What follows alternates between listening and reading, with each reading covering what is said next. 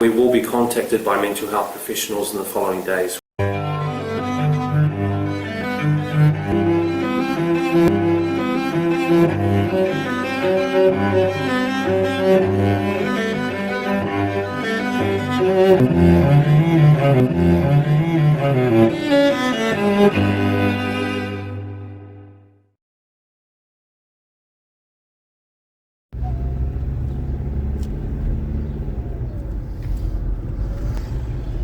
G'day everyone, Mark here.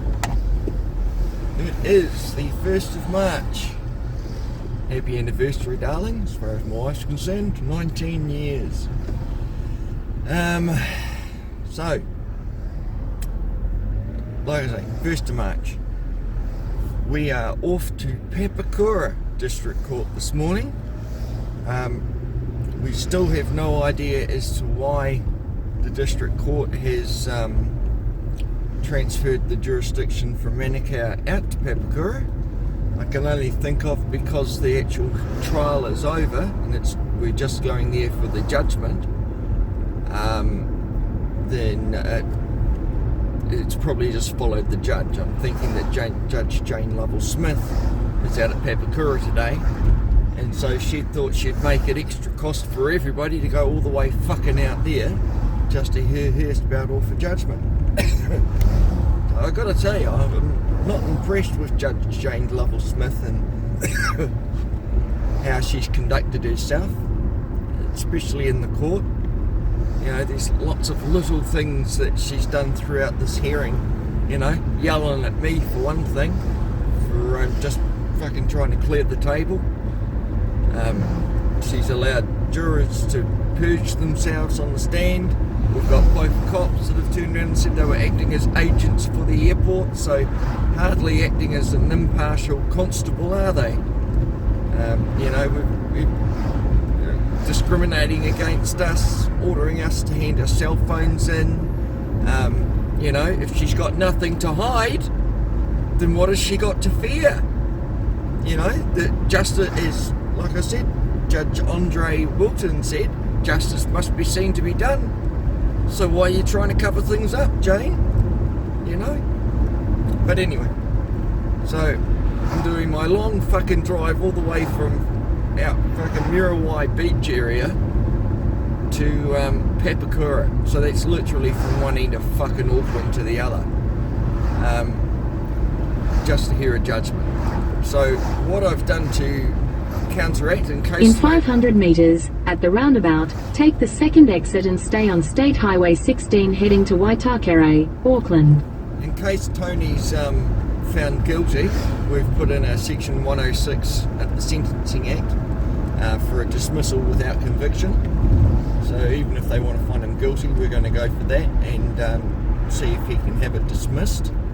Because at the end of the day, he didn't do anything that meets the threshold of being disorderly. The only thing that caused things to get disorderly was exit the roundabout onto State Highway 16. Untrained. Continue on State Highway 16 for 2 kilometres. Like to say, GPS could say please and thank you occasionally. Fucking always interrupting me.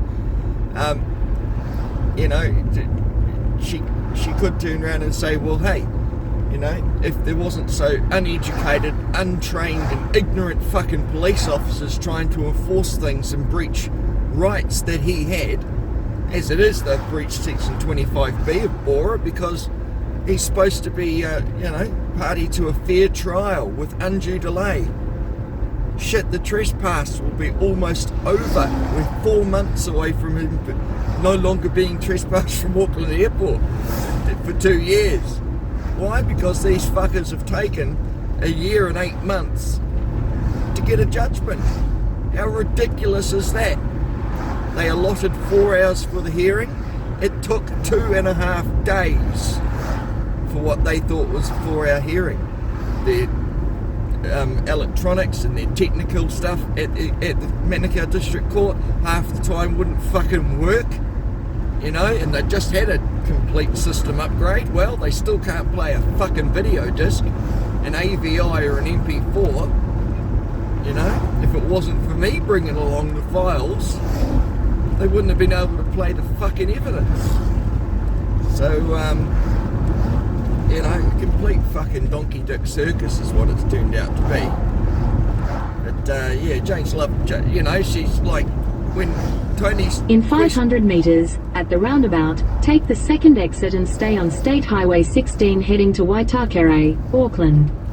You know, when we're questioning the witness, we've got, you know, we're trying to just get a yes or no answer, and she jumps down her throat and say, you can't do that, you can't just say you'd like a yes or no answer.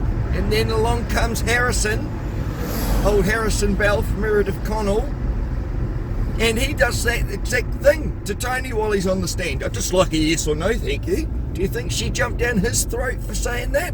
No, but she did through ours. Exit the roundabout onto State Highway 16.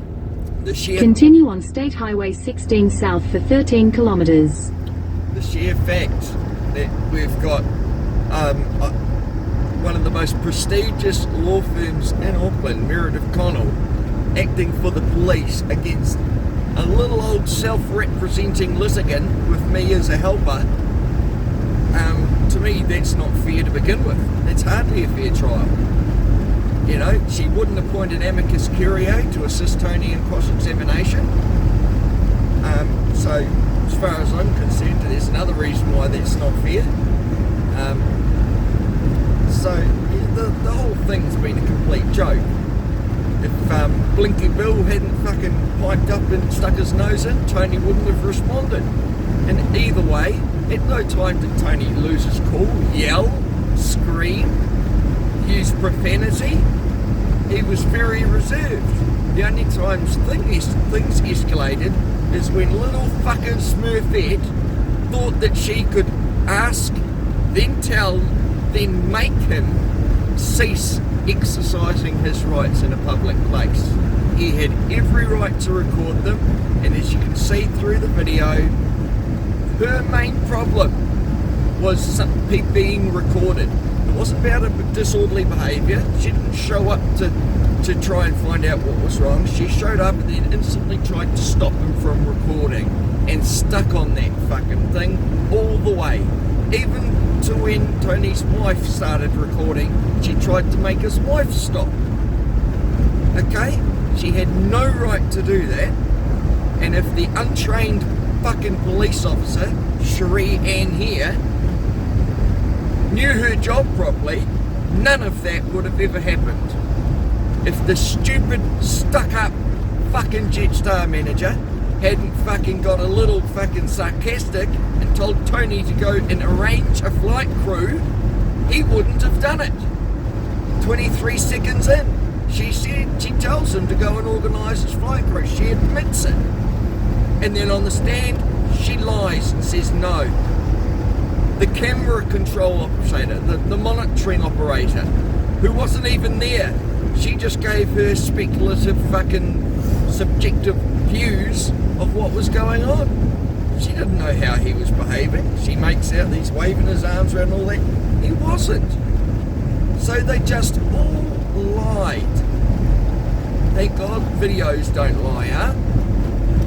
So we'll see what happens. I'm not sure if Tony's going to appeal this if he does get convicted and the 106 isn't accepted.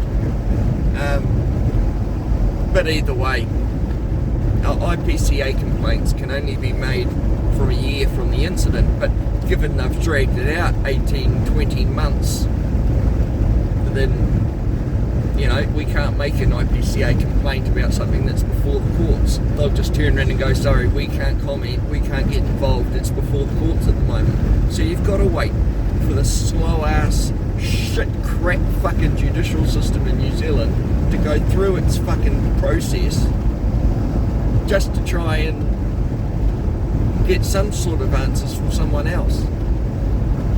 But it's not over.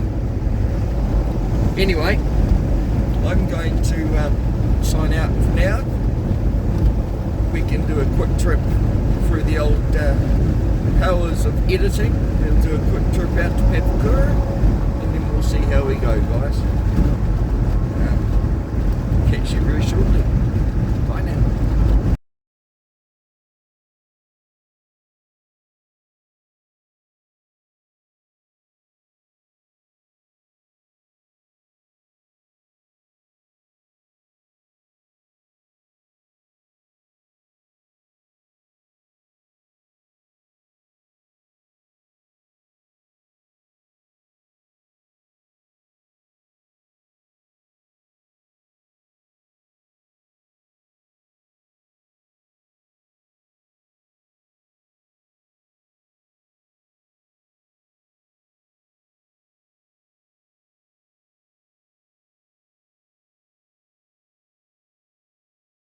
Morning. Morning.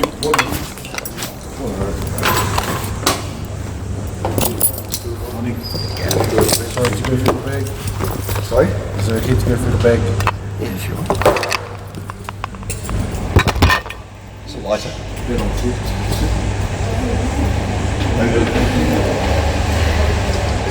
Speed.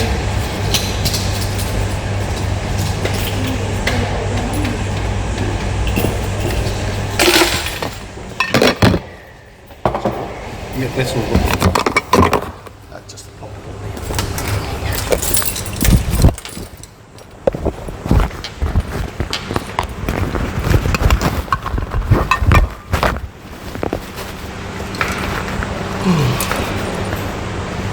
When's the renovations finish out here? Never. Good answer. You can start it yet. Yeah, mate. It's okay. Just the middle one, mate. Those are just magnet ones. Yeah, that's it. Cheers, bro. All good? That's okay, you don't have to worry about it. Just no. It's good for one, but...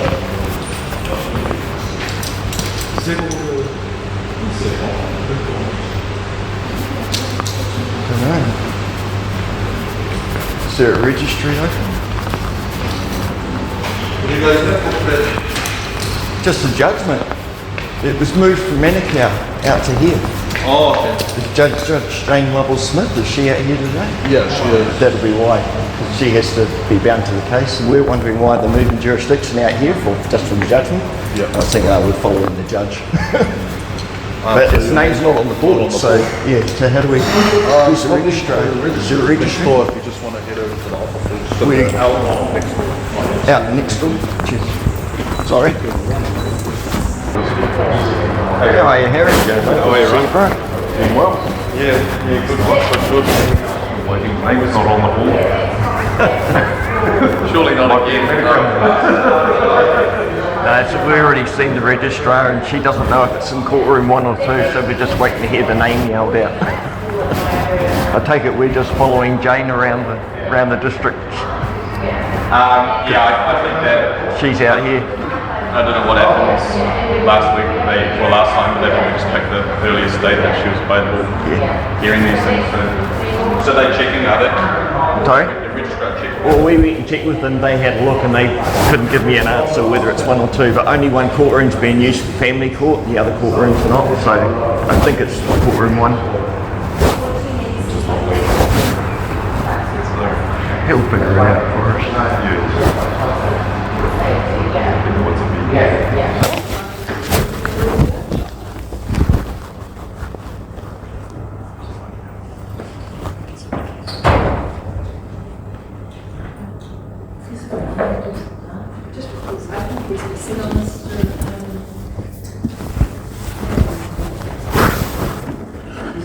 Further that anyone wants to raise before I go back to someone? No, you're right.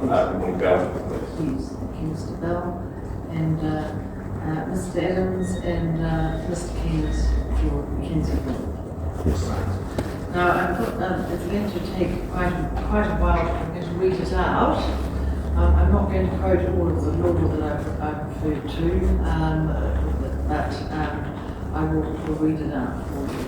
It will be something transcribed, but I will add tidy up bits of the legal references, that sort of thing. But in the interest of actually basically telling what it's all about, I'll proceed without referring to necessary to the citations and that sort of thing. Mr. Adams, you face 3 charges. First of all, that on the 16th of July 2022 at Auckland Airport in a public place, namely Auckland Airport, behaved in a disorderly manner, a charge laid under Section 4, subsection 1A of the Summary of Offences Act 1981. A further charge also at Auckland Airport on the same day that you resisted the constable here contemplating the execution of his duty, and a third charge also on the same day arising out of the same events in Auckland Airport. You were trespassed on the 16th of July 2022, and after being warned to leave that place, the Auckland Airport by Constable Cherie here, an occupier, who refused to do so. And that charge was laid under Section 3, Subsection 1 and 11, Subsection 2A of the Trespass Act 1980. Now you pleaded not guilty to all those charges, and they proceeded as a defendant hearing. I did advise you that subsequently that on the 5th of December that I found all three charges proven. Because of the lack of time, I was unable to give you my decision in full, and so this is the reason why we're here today, so I can have got the ability to read it out to you. I have recorded in my decision that Mr. Adams, you were accompanied by Mr. Keane as your McKinsey friend throughout the course of the hearing, which was split over 3 days. And I'm going to refer to you in the third person because that's what I've written. Mr. Adams provided both written submissions and oral submissions which are read into the record. So that's the background to it.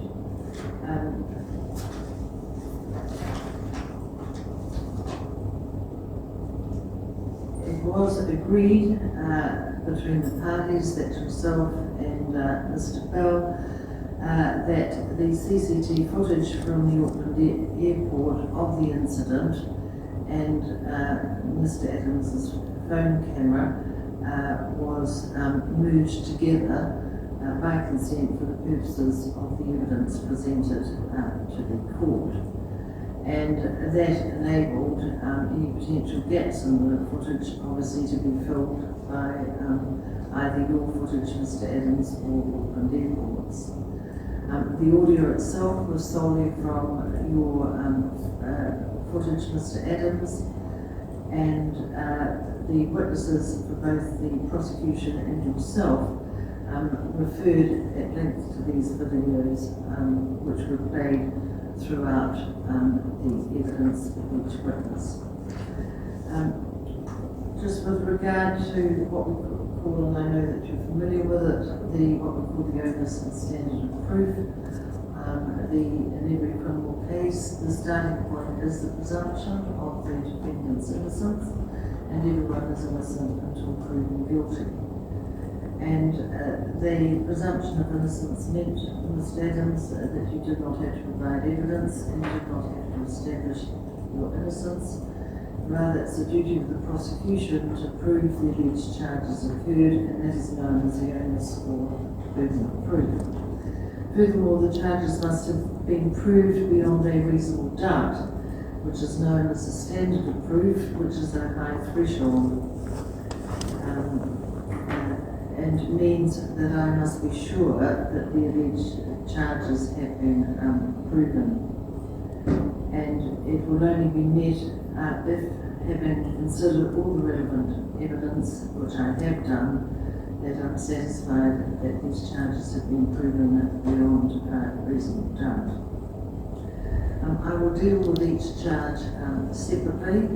There will obviously some duplication in the evidence because a lot of it, of course, is taken from the combined CCTV footage and the audio from the phone.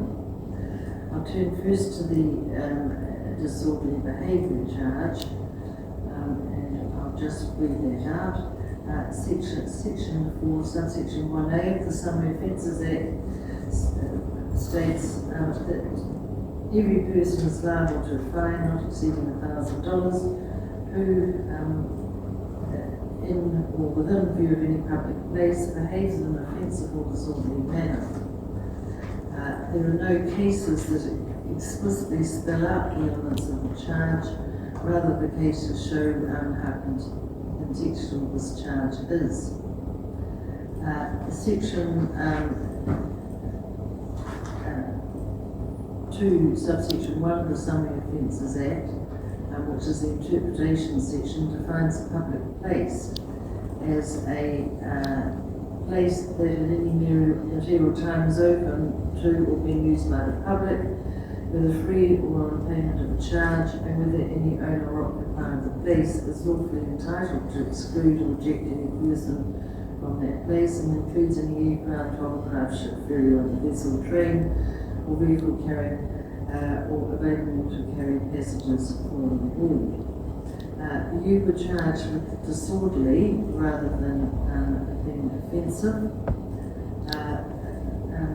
The summary contained in the head note as to this charge is contained in a Supreme Court decision of Booker and the police. And the head note of the judgment, the report of the judgment, records that Section 4, subsection 1A of the Summary Offences Act, read consistently with Section 14 of the New Zealand Bill of Rights Act, was intended to protect public order. For behaviour to be disorderly, it had to be disruptive of public order in the particular circumstances and time and place. The fact that the conduct in that case was in a residential area might be relevant in my understanding of facts, but could not be determinative. The fact that the conduct involved a genuine exercise of the right to freedom of expression was also relevant. Private annoyance, even serious annoyance, was not sufficient. And there had to be anxiety or disturbance beyond what reasonable citizens should, in all the circumstances, be expected to hear. So under the section, the conduct in question would have to be deliberate and not accidental or involuntary. I turn now to the evidence in relation to the charge of disorderly behaviour. And the first witness was Miss Lovell, a supervisor for Swissport, which is a crane handler for Jetstar. On the day of the alleged vending, she was working in the domestic terminal and was in charge of checking the boarding gates and the entire process of passenger check-in. On 16 July 2022, she was serving Mr. Adams, who was a customer on the cancelled Jetstar JQ295 flight to Queenstown. The cancellation was due to there being no crew to operate the flight. Her evidence was that all passengers were informed of the cancellation via a text message. When Mr. Adams approached her at the counter, she said that he had reacted very, very poorly. He wasn't happy about the cancellation. He took videos of myself and staff that were there. He was demanding to get on another flight to Queenstown, and he said he was not going to leave without a flight. In his evidence, Chief Mr. Adams had said that he got to the airport about 7:30 a.m. on the 16th of July 22, and when he was having trouble at the check-in kiosk, he decided to wait in line to be served by a Jetstar staff member. It was while waiting in line for about 20 minutes that he said he received a text message from Jetstar saying that the flight was cancelled. His evidence was that he began questioning Mr. Lovell about why the flight was cancelled. Understandably, this was frustrating for Mr. Adams, who stated he booked this holiday for his wife and himself 6 months prior. Just before Mr. Adams began filming Ms. Lovell, she said that when Mr. Adams was informed he would catch the next flight, which would either be later the same day or the next day, he did not respond well to this. She said, and I quote, quote from her evidence.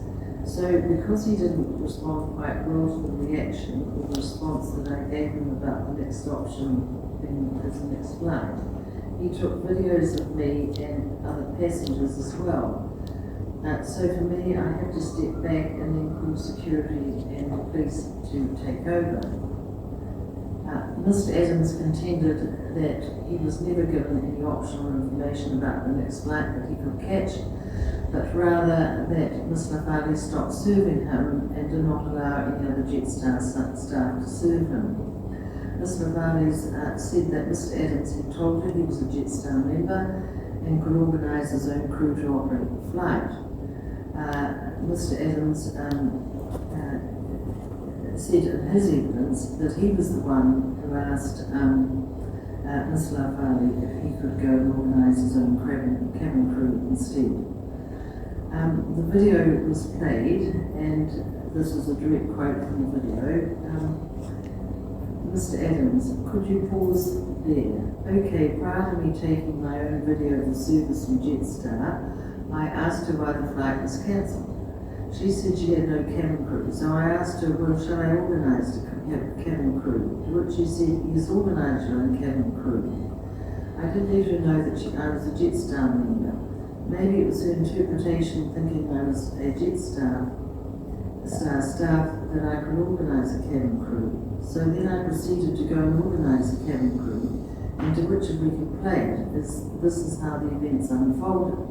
And the reason why I took my own video was to document for my own safety and my own recording as to what the service I received from the Jetstar staff. I didn't know she was the manager at this time, and he asked for that to be played. There was some issue as to who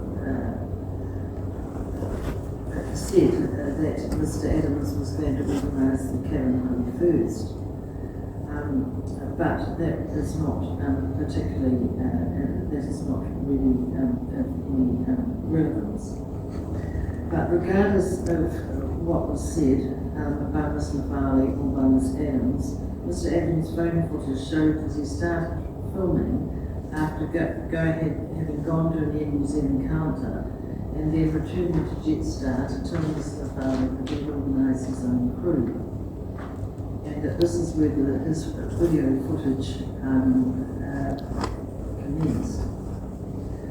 Once Ms. Lovell knew she was being filmed and that he was filming other staff and customers she had called security, she recalled that Mr. Adams started filming another elderly passenger, which can be seen in both the CCTV footage and Mr. Adams' recordings.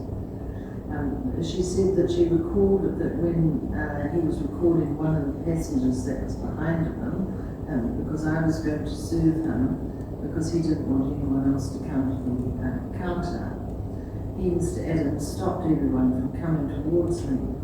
So I remember what Mr. Adams said to the elderly gentleman that was behind him, asking for his name, asking for his rights, and he had no right to speak to him at all.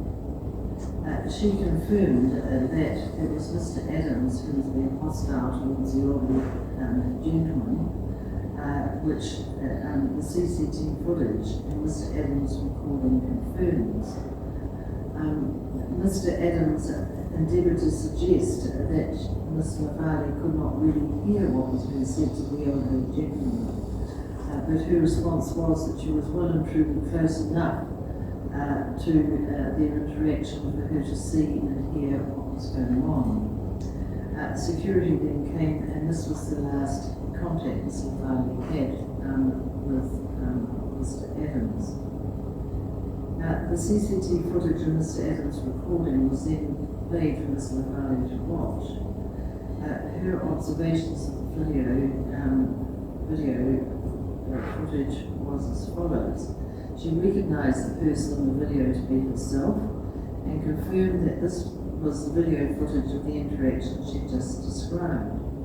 The video is paused where Mr. Adams says he's organised his own crew through Air New Zealand. Ms. Lovell said that, can I say something? Okay, with this part of the video, I find it very strange because first G-Star staff, as he said, a G-Star member, he can organise his own crew to operate the flight. That doesn't make any sense at all. And he went to New Zealand to recruit.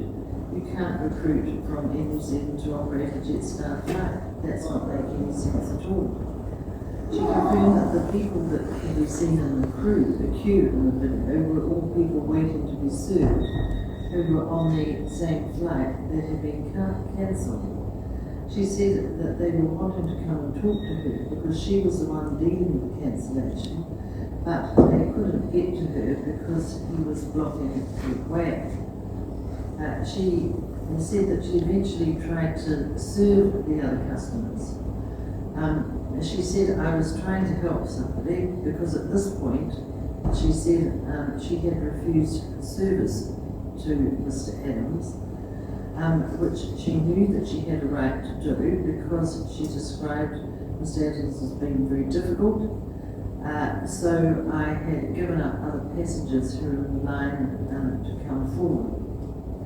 Ms. Leoteli Savanaya was at the time duty supervisor for the airport, which consisted of overseeing staff, filling positions, rotating staff out of positions, landside operations and airport operations.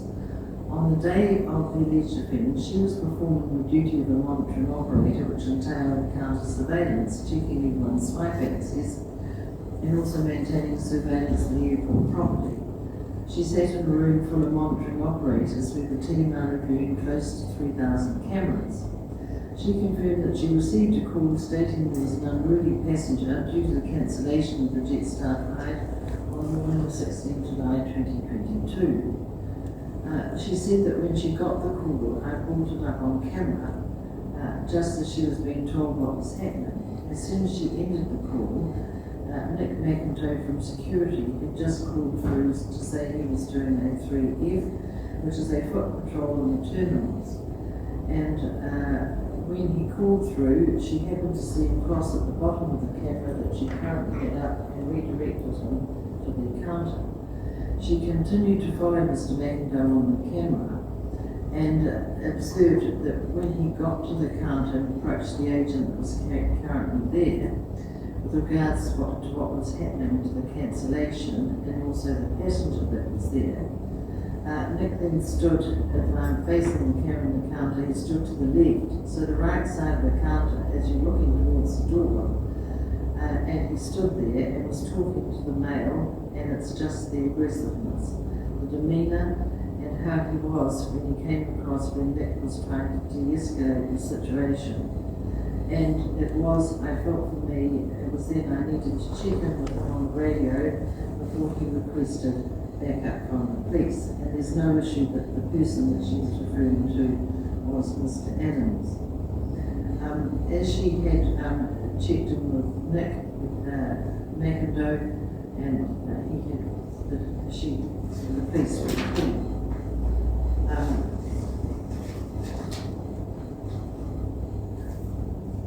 She said that Skygate is the security company for the airport.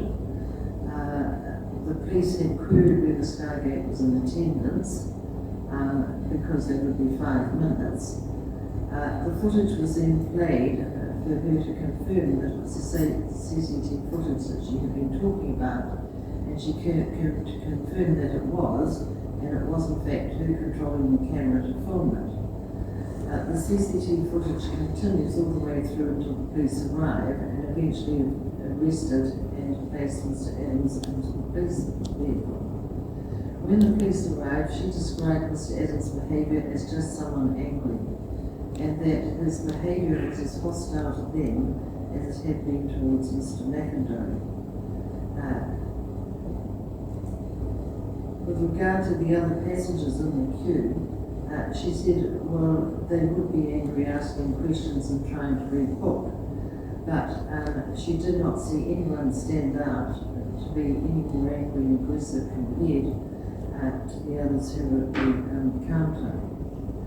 Mr. Adams questioned whether was truly something to de-escalate when she'd stated certainly there were staff that are trained only to call Skygate when they could not deal with it themselves.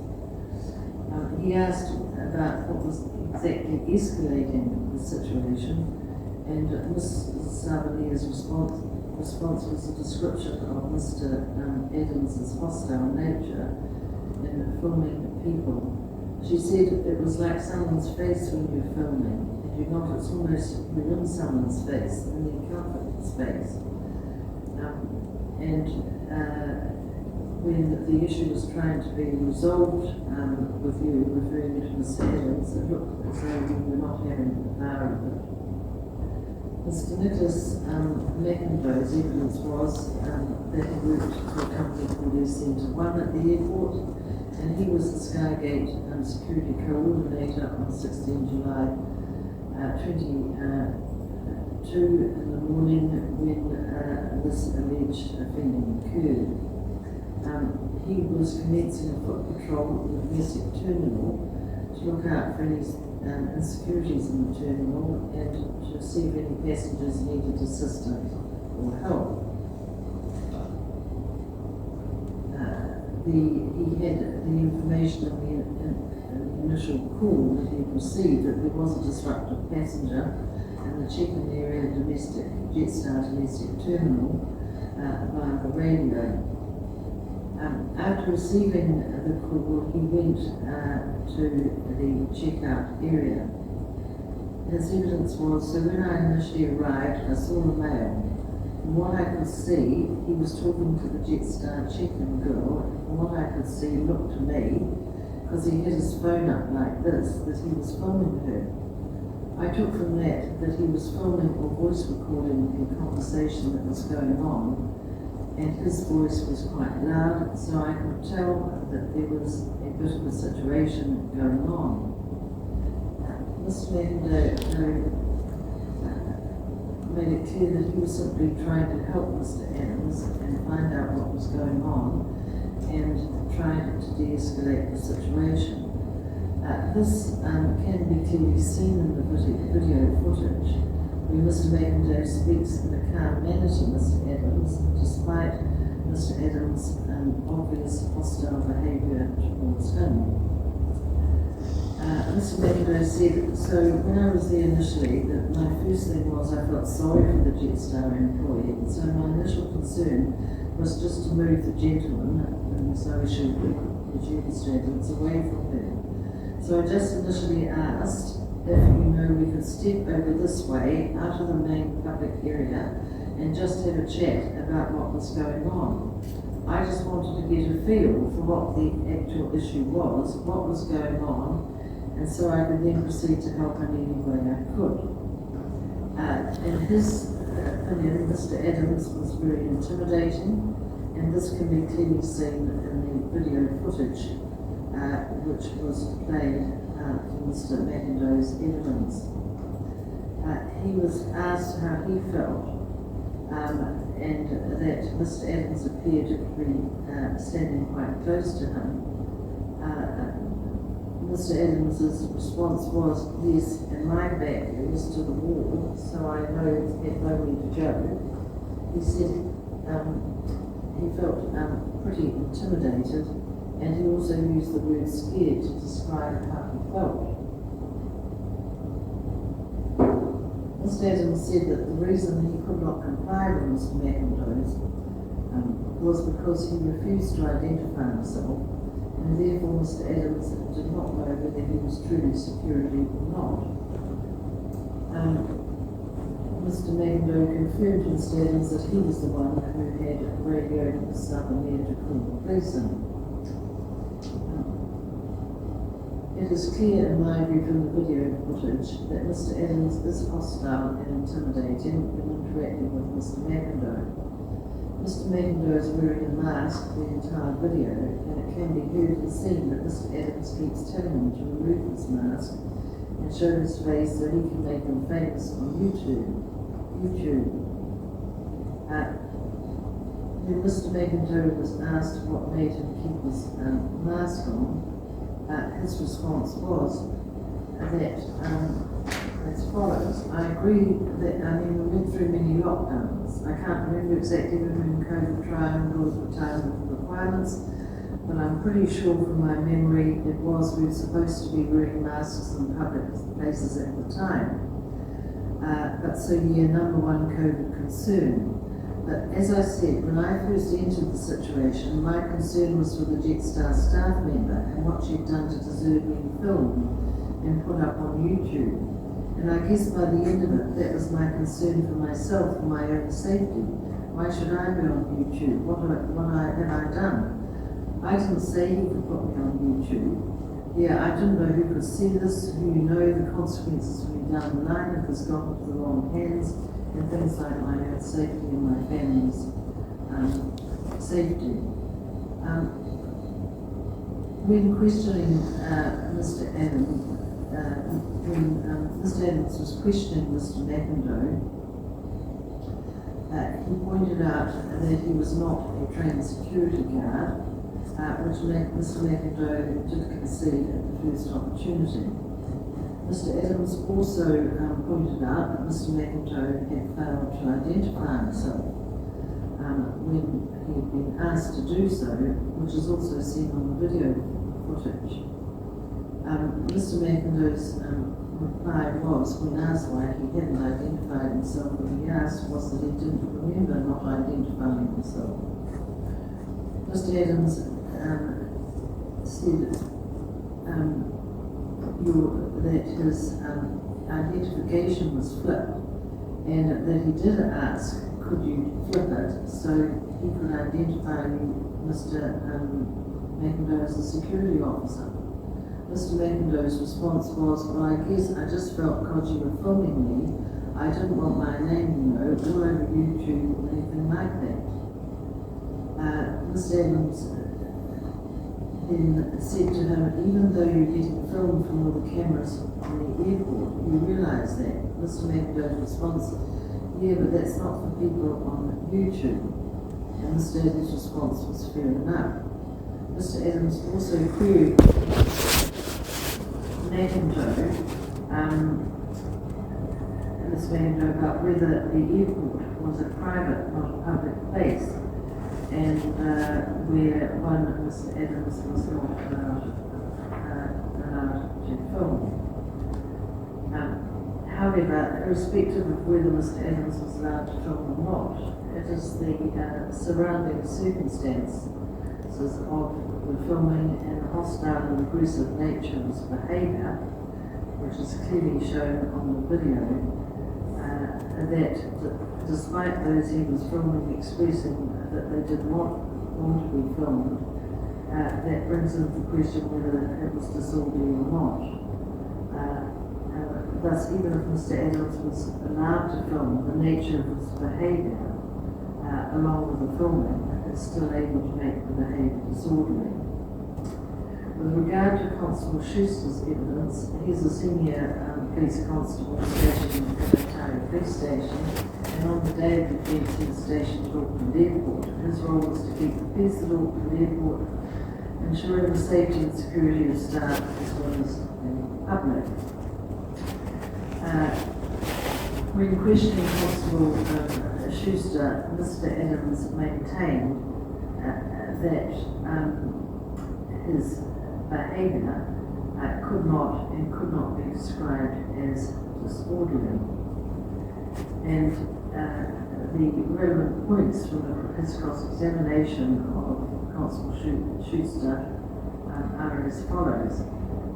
Mr. Schuster questioned Constable Schuster on what his behaviour was like when he first arrived, what was his demeanour when he first approached. Constable Schuster's response was, when I approached you, it was during maybe the first 5 seconds. It was okay because I was still assessing your behaviour at the time, so it was okay at the beginning.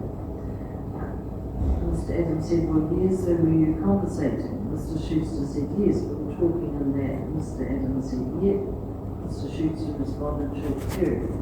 Mr. Adams said, we were compensating, we weren't arguing. There was no sort of, I was aggressive, I was argumentative. did you get that from me? Mr. Judicial said your tone at the time was a little bit, I know it felt you were a little bit annoyed at something, but I was okay, it was considering the circumstances. Mr. Judicial said, yeah, I was okay by that. As I said, I was there to assess what was happening. You asked me for identification number, which I corroborated and given you. Mr. Adams asked him, was I disorderly? My behaviour wasn't disorderly when you approached me. Mr. Judicial said, when I approached you initially, no, but then there were questions in my mind as to why you were recording the staff member. And based on that information that was said by the airport monitoring, why were you filming other people? So there was that information, and he said he was still trying to paint a picture of his persona. He said, I guess, and demeanour. Mr. Adams continued to press Mr. Shoe strongly his behaviour was disorderly. He asked, did you say I was recording the Jetstar lady, but I was recording in public? Why were you called? Mr. Schuster said, yes, that's the reason. Mr. Schuster said it was one of the reasons, because Mr. Adams was filming in public. Mr. Adams said it was one of them, but did you see any disorderly behaviour? So again, so you're out after I hear what Mr. Schuster said, but he was saying what he saw at the time. Basically, I saw you recording a Jetstar member, a female, over a female. That's what I saw initially. At what point, Mr. Adams repeated, did I become disorderly at all? Mr. Schuster said, I think once Senior Constable started correcting you in relation to the phone, giving you instructions and corrections, you were arguing, and yes, things started to escalate in regard to your behaviour. Mr. Schuster said he couldn't speak about the general public, but from his perception, it already affected staff, like the Jetstar staff, and based on our interaction, he said he could see things were getting quite dramatic. Mr. Adams responded that that was after that she, the constable lunged at him and tried to grab the phone. Mr. Schuster said it was all around the time he went following the instructions of Constable here. And he remembers, recalls her instructions clearly that Constable here had told Mr. Adams basically not to record her and to move.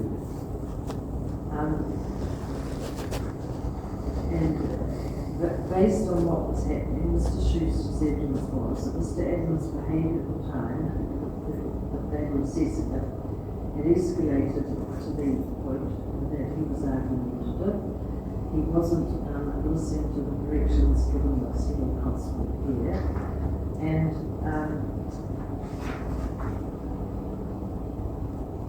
Constable here had decided to trespass you. The arguments with you carried on, with Mr. Adams carried on.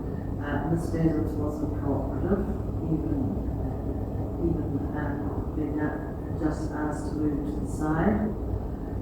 He didn't comply. Mr. Constable here arrested him, placed a handcuff on him. He resisted arrest by tightening his arms. He was getting very angry. They were in a place where it wasn't a good place to actually use force to level with things like get out of their hand. And so Constable Schuster made the decision to remove Mr. Adams outside. Again, when Constable here tried to handcuff him, he remained controlling Mr. Adams' other arm. He wouldn't cooperate, and even after he'd been advised he was being arrested, Mr. Adams was resisting. And after that, he said he believed that Mr. Adams did cooperate and place his arms at the back when he was cooperative, when he was handcuffed.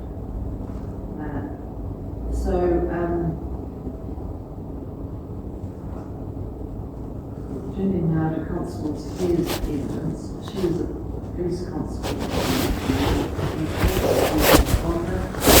He said said that she was working with the legal today for the person on Tuesday when they were called to the police terminal, as they had been advised.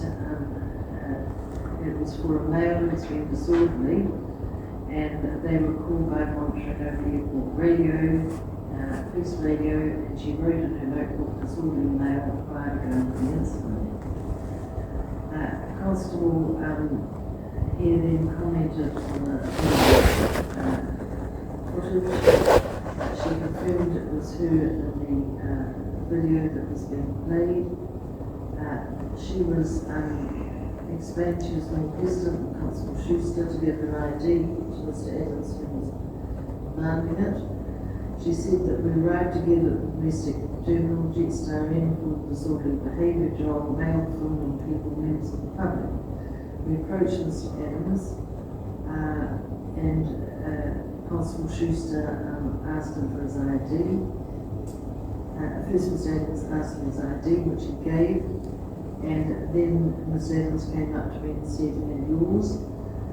It's not normal practice for a police officer to wear the blue ID on the street or anywhere else except in the police station. That they only have them there for airport security reasons under the CAA rules.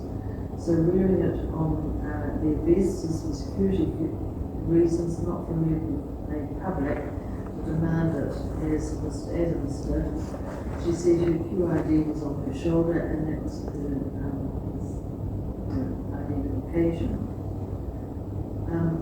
She could see her after speaking to Mr. McIndoe, the Skygate security officer first, and prior to her being filmed by Mr. Adams, that something had gone back when we get the job at Skygate security, they approached the problem with us and talked with us and see it through with us. But something had gone wrong for Mr. McIndoe not to approach the supporters of our role. Was supporting Skygate security as the role. Mr. McIndoe had said that he had asked Mr. Adams to stop filming.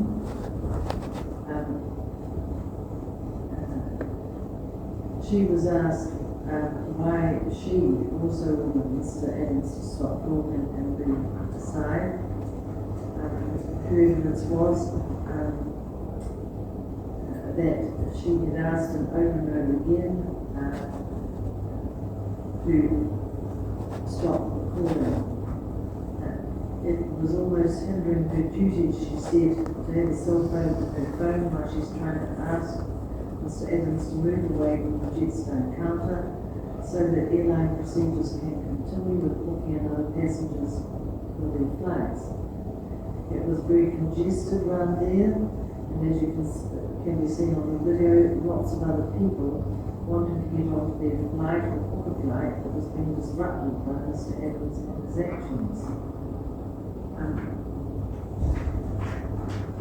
She said that she'd asked him to move to the side where there was more room and more appropriate to be engaged with someone rather than right in the middle of the situation with other members of the public. She said she touched Mr. Adams after asking him several times to stop recording, and after he had also been asked to stop recording by others. She said she was told over and over that she was very rude, as Mr. Adams kept popping that into his conversation with Senior Constable Schuster. He had directed the phone at her while speaking to Senior Constable Schuster, and it was just popping on the word that she was very rude. So she took it upon herself to redirect her hand, which is part of her training. They learned about redirecting in certain circumstances with this person's body or an object. It was her perception that if she redirected his phone, that perhaps he would understand that she did not want his phone to be recording anymore, and nor should it be, because he, Mr. Adams, was in a private place.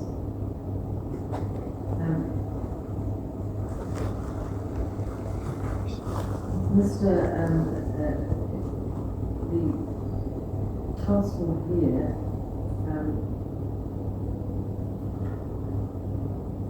confirmed that she stated her QID was available on her shoulder for Mr. Adams to see. And she also, in response to a question from Mr. Adams, why did you ask me not to record? Her answer was, I've been given a direction for medical monitoring over the police radio, as was said to Constable Schuster. We both heard to go to the domestic journal Judicial end for a disorderly male who was filming members of the public. When we got there, I could clearly see we were recording members of the public and the Judicial operations manager leaning over a female at the counter. Who I asked you, were you with that female? And you said no, so that's the kind of why here, and it's not allowed to be filmed in such a manner that you do it. That's why I stopped. Asked you to stop recording. She gave the example that if you were at the airport saying goodbye to your son and you're waving off and you're filming someone or someone's filming saying see you in September Johnny, that's a different situation. But in this situation, the direction that you were filming was being disorderly and disrupting the processes of the flights, the Jetstar flight staff, and the members of the public in the queue.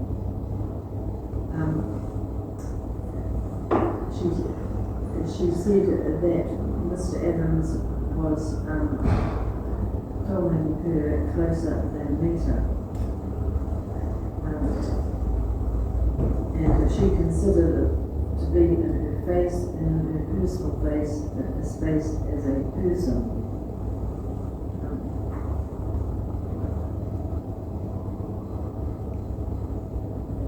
It was her right, she said, to ask him to stop filming her.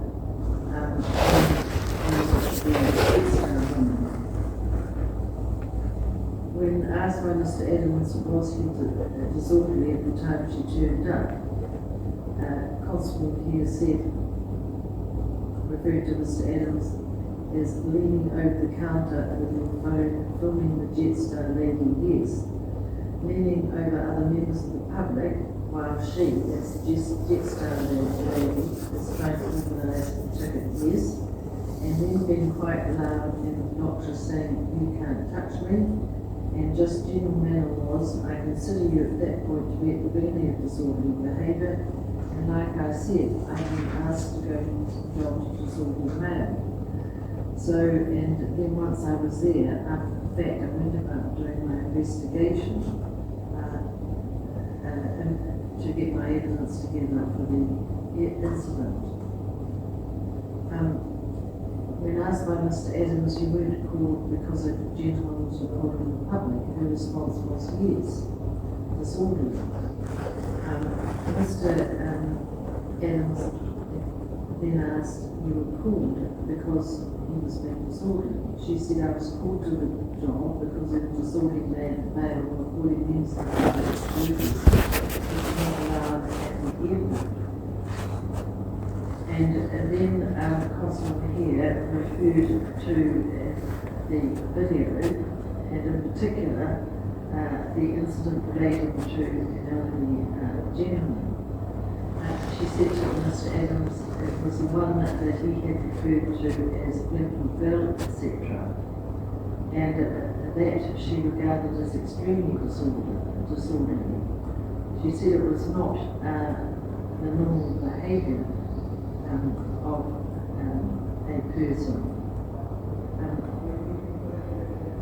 She said that Mr. Adams was hindering the airline process, annoying everybody, filming the Jetstar operations manager was trying to do during duty, leaning across other members of the public over the counter to film, and that he was, Mr. Adams was being obnoxious and argumentative.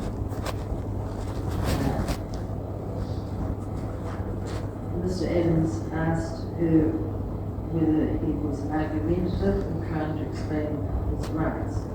Constable's here response was argumentative, just declining every request and then declining every direction. He He then asked Constable Clare whether she could require him to stop recording in a place like Auckland Domestic Airport. Her response was, there's several incidents at the airport in several areas where you may see people filming, and when, as my role, I can say, could you please stop filming? It's not allowed at the airport, and the person would say sorry about that and put their phone away. However, in this case, it was a different scenario. You totally declined to do so, and you wouldn't oblige in any way, even with reasoning.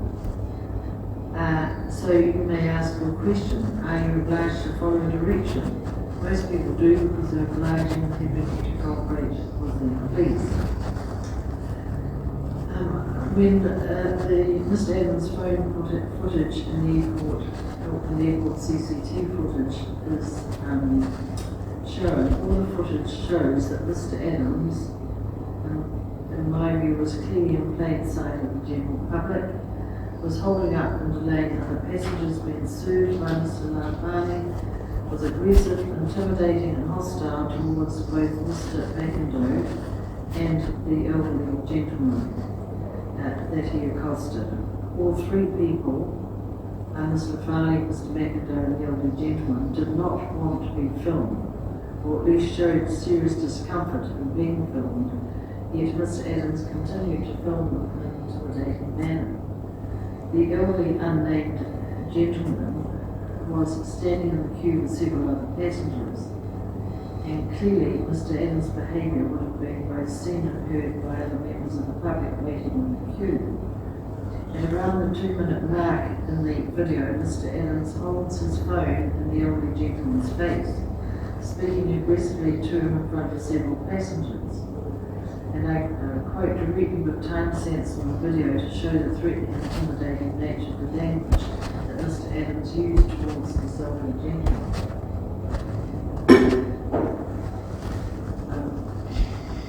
At 1:05 to 1:20, after the elderly gentleman asked Mr. Adams, "Don't take the photograph," Mr. Adams replied, "I'm entitled to take this, mate. You want to open your mouth? Now let's go. Let's go. Come on, mister. Want to open up your mouth? You will see yourself on YouTube, mate. Obviously you haven't heard of me, mate." At 1:22 to 10 minutes past 2, the elderly gentleman asked Mr. Adams to leave and go get himself sorted. Mr. Adams replies, "But you called me over, mate. Where were you this morning?" "I went to go and organise a cabin crew with NZLII, which Miss Lovell, who referred to the woman at the desk, asked me to do. So I done that. You wanted to call me over now, big man. Act like a big man. All right, got me. Understand me. Next time just sip it and stay out of my business. You understand me? Your name is what? No name, Mr. Blinky Bill." The video footage from 2:15 to 5:50 showed Mr. Adams going on to explain that he planned this for 6 months. Then he says, "Now, you don't need to look at anyone else. Look at the camera, smile and say your name. You don't want to now, so next time, stay out of my business. You understand me? You feel me? You got me? Yeah, understand that, mate."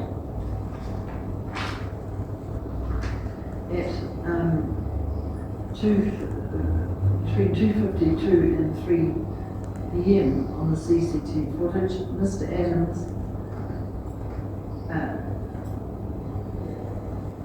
once again brings up making the elderly gentleman famous and says, "You don't want to say your name. I've given you the opportunity. You're going to be famous." After this incident, Mr. Adams can be seen cutting into the queue again on the CCTV footage and trying to engage with other Jetstar members, which also slows down and halts the service to the other passenger. Mr. Lovell then comes back to the counter and Mr. Adams starts to film her again. Mr. Lovell clearly states, yes, next one please, requesting the next passenger to come to be served. But Mr. Adams replies saying, yeah, that's me. You can clearly see on the CCTV footage, 2 other passengers walk towards the counter and then step away because Mr. Adams cuts in between them and the counter, stopping them from being able to be served. Mr. Adams then steps away from the other Jetstar counter but continues filming Miss Lovell and says to her, you're going to be world famous, trust me. This is when Mr. McIndoe comes into the footage. It is clear that Mr. McIndoe is trying to help and assist Mr. Adams by asking in a calm manner what the problem issue was. However, Mr. Adams is instantly rude to him, but attempts to disrupt him when Mr. McIndoe tries to talk into his radio. It is clear from the CCTV footage that the other passengers were watching all of this and that they could hear and see what was going on, as what was taking place was in plain sight of the passenger queue. They then step away from most of the members of the public, and Mr. Adams has Mr. McIndoe with his back to the wall, continuing to film them while holding the camera in Mr. McIndoe's face. And clearly being a much bigger person than Mr. McIndoe, Mr. Adams continues to film him, saying, "Cause I tell you what, I'm going to make you famous in New Zealand." Mr. McIndoe's response was, "I'm here to help you." Mr. Adams continuously asks Mr. McIndoe to show him his ID so he can make him famous. His behaviour was really hostile, aggressive and intimidating. Despite Mr. Adams' behaviour towards him, and it was particularly intimidating, Mr. McIndoe in return tries to stay as calm as possible. The next CCTV part of the footage is filmed away from the general public, but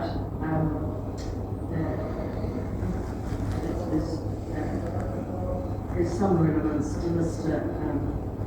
Adams's behaviour and language.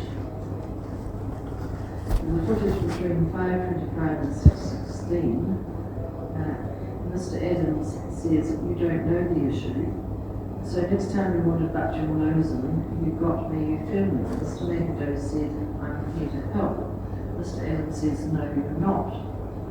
So you're not a police officer, so what are you, security guard?" Mr. McIndoe, "That's what I said." Mr. Adams, "Security guard, are you? Well, you know what? You ain't got shit, mate. You look at this and you look at the law and you think I don't know the law." Mr. McIndoe, "All I'm here to do is to help you." Mr. Adams, "No, you're not. You're here to try and remove me." Mr. McIndoe, "No, I wasn't." Mr. Adams, "Yes, you are, and I'd like to see you try." "All right, well, I'm going back there. Stay away from me. When the cops come, I'll address them as well. Do not ever tell me I cannot film in public. You will be world famous." Mr. Adams then walks back over to Mr. Lovell's counter and is now once again in sight of the public in the queue. He continues to film her despite a passenger not being served by her. Mr. Lovell clearly states, "We are not giving you any consent to being filmed." Mr. Adams then completely disrupts the passenger receiver service and starts to argue with him, not needing any consent to film her, despite her saying she does not want to be filmed by him. He claims he gets his law education from watching Audits NZ on YouTube. This is all taking place while the queue is still long and 2 passengers are seen standing at the counter very awkwardly as Mr. Adams continues to argue with Mr. Lovell. 2 other passengers slowly start to back away from the counter.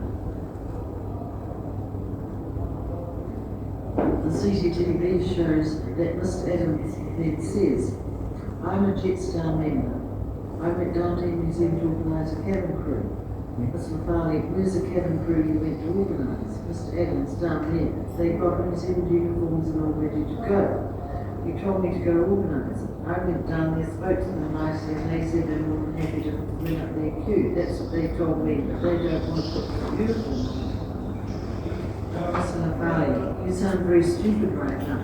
You think organising a cabin crew from another flight from another airline will operate another aircraft?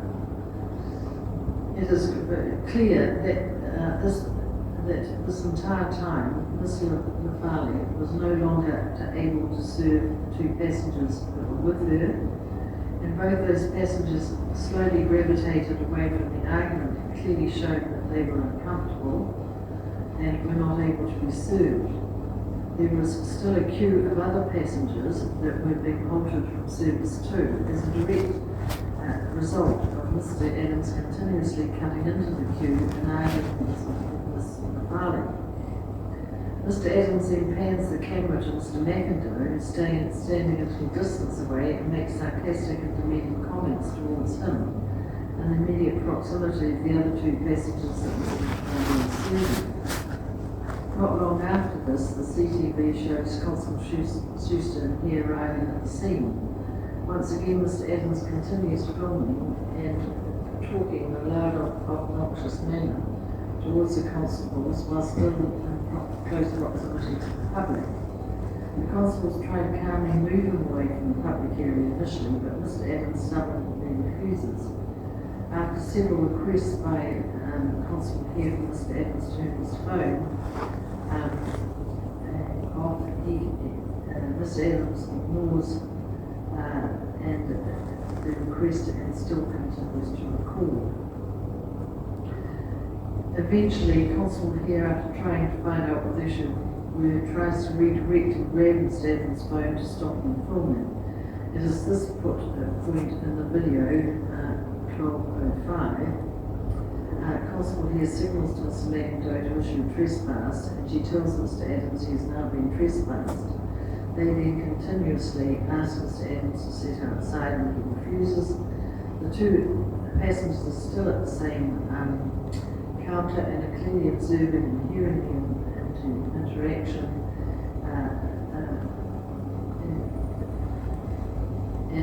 which was in plain sight.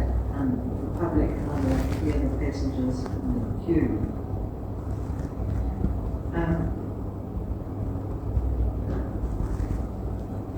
As Brooklyn, the police stated, conduct that amounts to disorderly behaviour in terms of section 31A requires proof of performance disturbance to public order.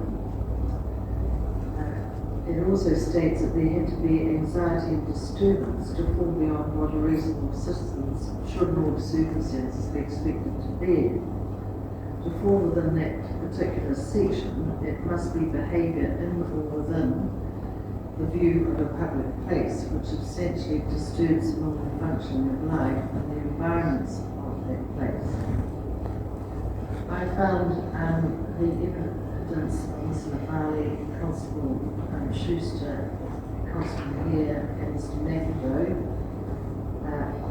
to be credible and honest.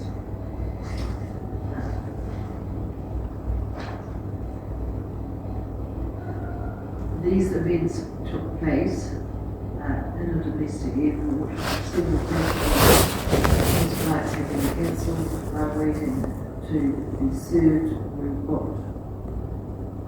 Mr. Adams' behaviour was clearly within view of passengers, public, and it certainly disturbed the normal functioning of life.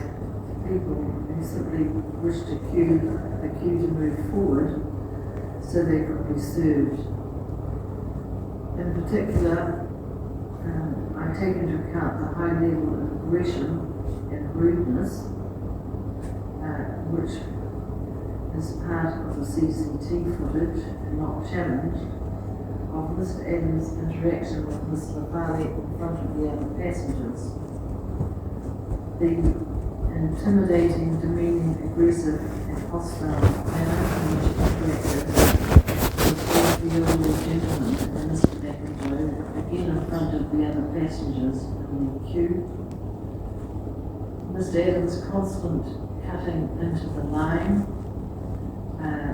of the queue to get back to the counter, disrupting other passengers who Mr. Mafali was endeavouring to serve, demonstrates that his behaviour disrupted the normal and reasonable expectations that people would have coming to the airport.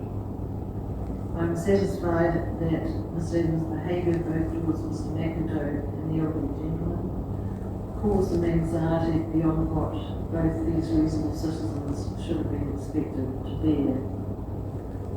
The disturbance caused by Mr. Adams' interaction with Mr. Mafali,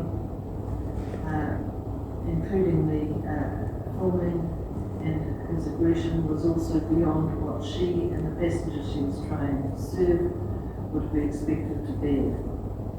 It's clear that on arrival of Constable Houston here, they both already gathered enough information to conclude that he was acting in a disorderly manner. However, they both endeavoured to talk with him, but he would not follow the instructions in plain sight of the public, and this is further added to his disorderly behaviour. Although there is no mens rea element to this charge, Mr. Adams said his sole intention was to document the supposed, what he said was the poor service he was receiving from Jetstar. However, his behaviour and demeanour was hostile and aggressive and personally directed towards Mr. Mafali, Mr. McIntyre and the unidentified elderly gentleman, which was clearly shown in the video. When the outset of the cell phone footage, he states to Mr. Mafali, this is going to go on YouTube, and he was very clear that he was going to also put Mr. McIntyre and the elderly gentleman, all up on YouTube, which he said several times in his video, and as was his intention, that he said to make famous. I acknowledge the circumstances Mr. Adams found himself in were not ideal and highly inconvenient, that his flight was cancelled. However, his behaviour in response went far beyond what was reasonable in the circumstances and disrupted public order. Mr. Adams' hostility and aggression was aimed at people who were simply trying to do their jobs, which Mr. Adams himself understands and accepted in cross-examination. And for these reasons, I find that the charge of disorderly behaviour is proven by reasonable doubt. I turn now to the charge of trespass.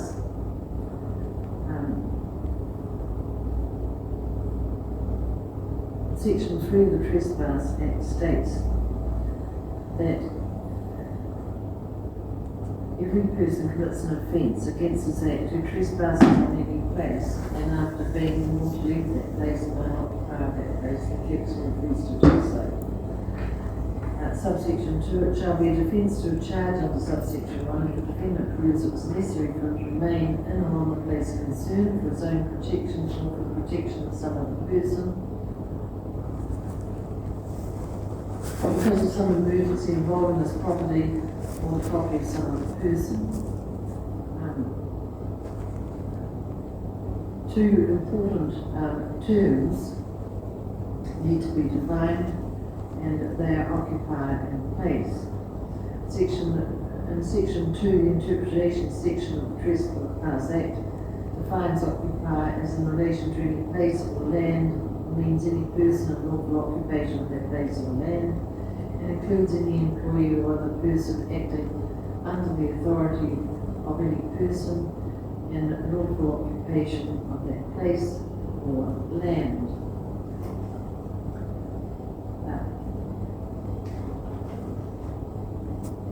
In terms of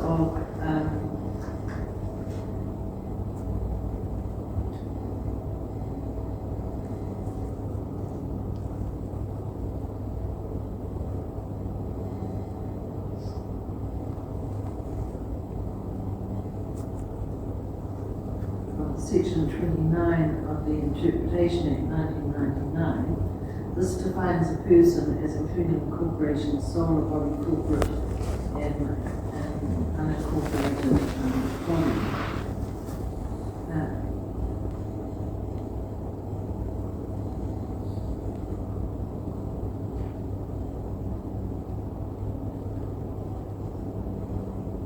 The elements of a charge under Section 3, subsection 1 of the Transport Act were set out in Crockenville Police an appeal decision from the District Court.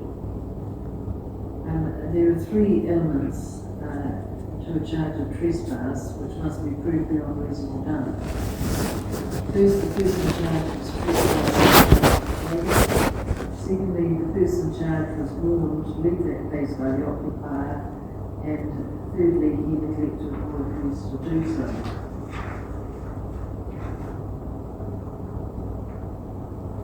It must also be noted that the mens rea element requires the prosecution to prove beyond reasonable doubt that the defendant intentionally trespassed, that is, the defendant knowingly and willfully refused or neglected to leave the property when required to do so.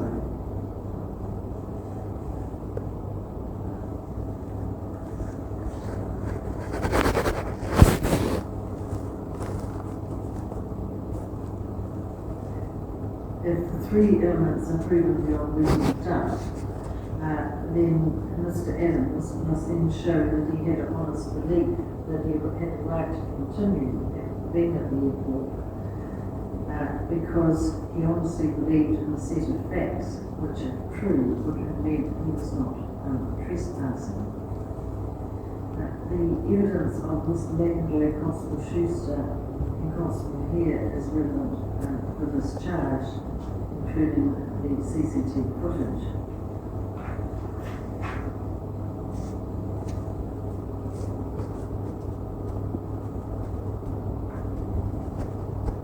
Mr. McIndoe's evidence was that Mr. McIndoe had a brief conversation about the situation and with the police, and he saw the police approach Mr. Adams. His evidence was, so initially a female police officer asked the male if Mr. Adams was and it was at that point I saw some verbal interaction going on, and then the female officer asked him to start writing out a trespass notice from the male. And again they moved him over to the side, and the road was as well, just to keep him away from the public area. And here a male became quite argumentative with the police, which at this stage, trying to get your ID and badge numbers and all of that, filming them, at which stage the female officer proceeded to handcuff the male. He described getting the trespass notice for the police to issue, and this occurred at about the 12-minute point in the video.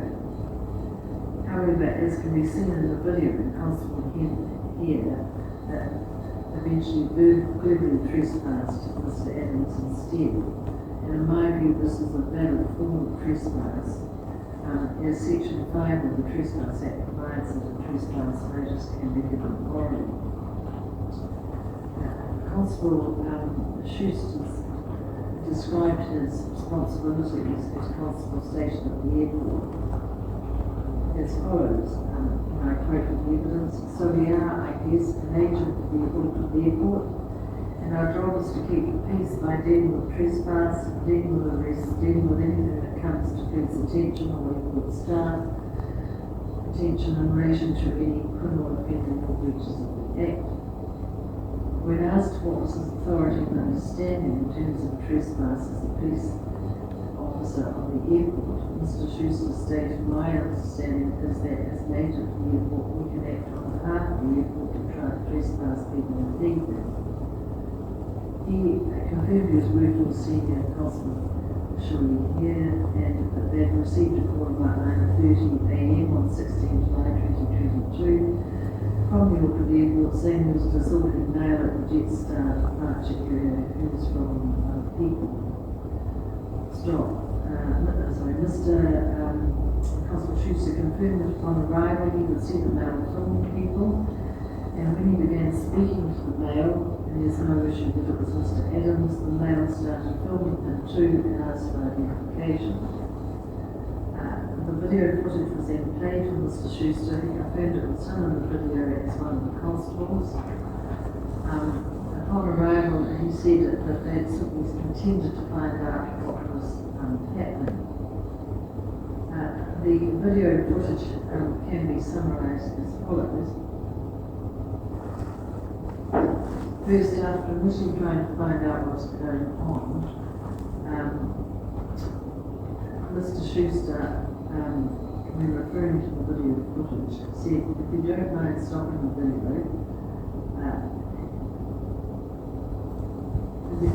his commentary was, so what's happening there is we're having a discussion, but the discussions are getting a little bit out of hand. It's becoming argumentative with the defendant. He's still constantly recording as well and not listening to the instructions that Cherie here is giving him. So I can only describe the defendant's behaviour provocative at the time, and here that is still, because we're standing, is basically the public area of Jetstar, and it's, as you can see, there's other members of the public trying to interact with Jetstar staff. So it wasn't an appropriate place to actually have a discussion with the defendant at that place. He also identified a portion of the video which showed that Constable here was now trespassing the defendant, and that what happened after that was basically he assisted her to move the defendant away from the area. He said that he asked the defendant to basically move as well, and that the defendant remained still uncooperative and argumentative with the police and the directions given by Senior Constable here. So they had moved the defendant a little bit away from the Jetstar staff member as well as other people waiting on the queue. Mr. Schuster said he did not know what PROTESTORS was at the time of the arrest. And it was the channel that Mr. Adams kept referring to when he said that his footage that he would put the people he was filming up on YouTube and make them famous. And Mr. Adams had a number of questions for Mr. Schuster across examination. The first was, can you describe the process for trespassing a person from the airport? Mr. Schuster responded, first basically told he trespassed. Mr. Adams said that it's verbal. Mr. Schuster said yes, and then you give a reasonable time to trespass. Mr. Adams said, can I adjust? But Mr. Schuster said, sorry, can I finish? Which Mr. Adams allowed him to do. Mr. Schuster said, so you've given a reasonable time, but if it's not practical to do so, then the reasonable time is no question. Depending on what action needs to be taken again, it comes down to the police assessment of one or more of those officers. So Mr. Adams asked him, so reasonable time, what do you think reasonable time? And Mr. Schuster's response, so it's not like a time period, it's depending on what's happening at the time. If you were cooperative and compliant and cooperative, and there was clear communication, there wasn't anything else that was affecting the decision at the time, here it's whatever is reasonable to affect the outcome. And I guess here things just escalated very fast, that's all. Constable's here's evidence was that after several times trying to get Mr. Adams to move from the block in the public, Mr. Adams refused to move. She had asked Mr. Beckler to trespass Mr. Adams.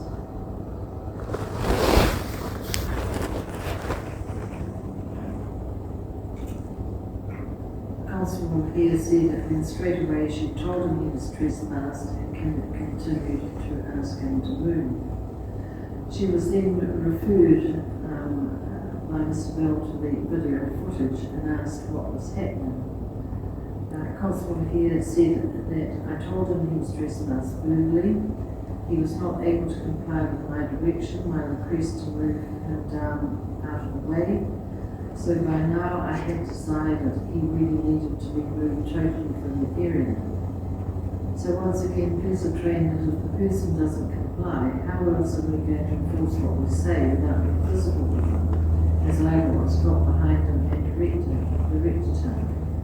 Part of the training that we otherwise no one would do anything, would they, if they were all declining to follow the direction we asked? And again, that with reference to the video footage, Ms. Constable here confirmed it recorded her placing Mr. Adams under arrest for trespass. She said prior to that she had warned him that he could be arrested for trespass, particularly trespass and irritating indifference.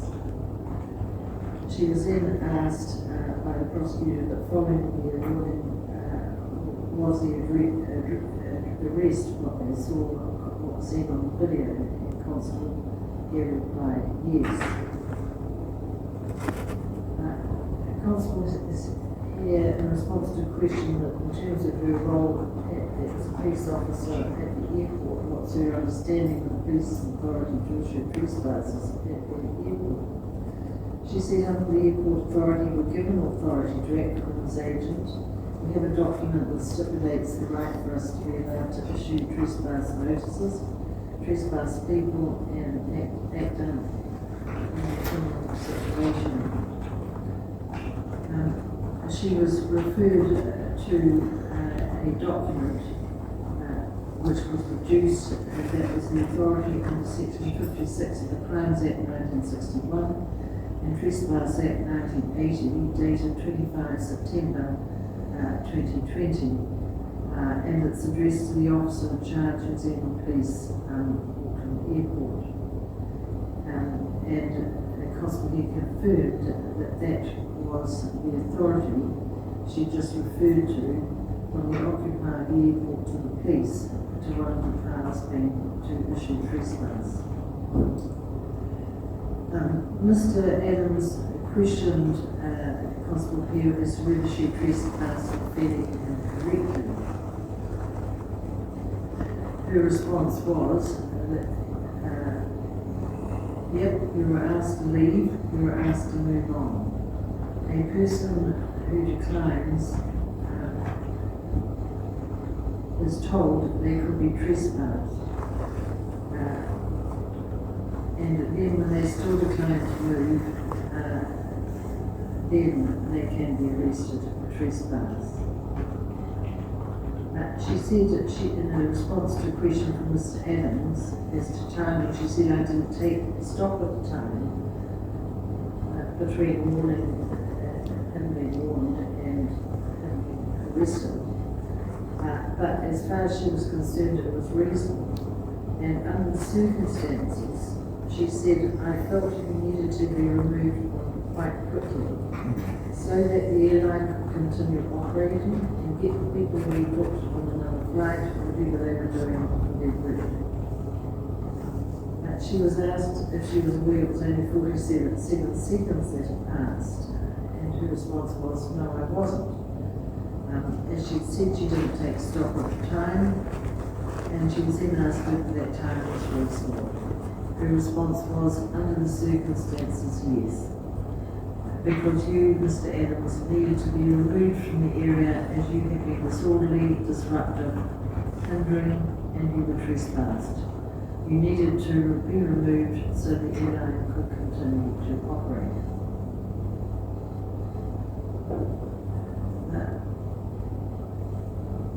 When the phone footage and Auckland Airport CCT footage is viewed, both constables can be seen approaching Mr. Adams at around 10:35 of the video. And around 12, after being asked several times to stop recording and to step aside from the counters of the public, constable here can be seen telling Mr. McIntyre to get a trespass notice. It can also be heard on the video, her statement to Mr. Adams, you are being trespassed now.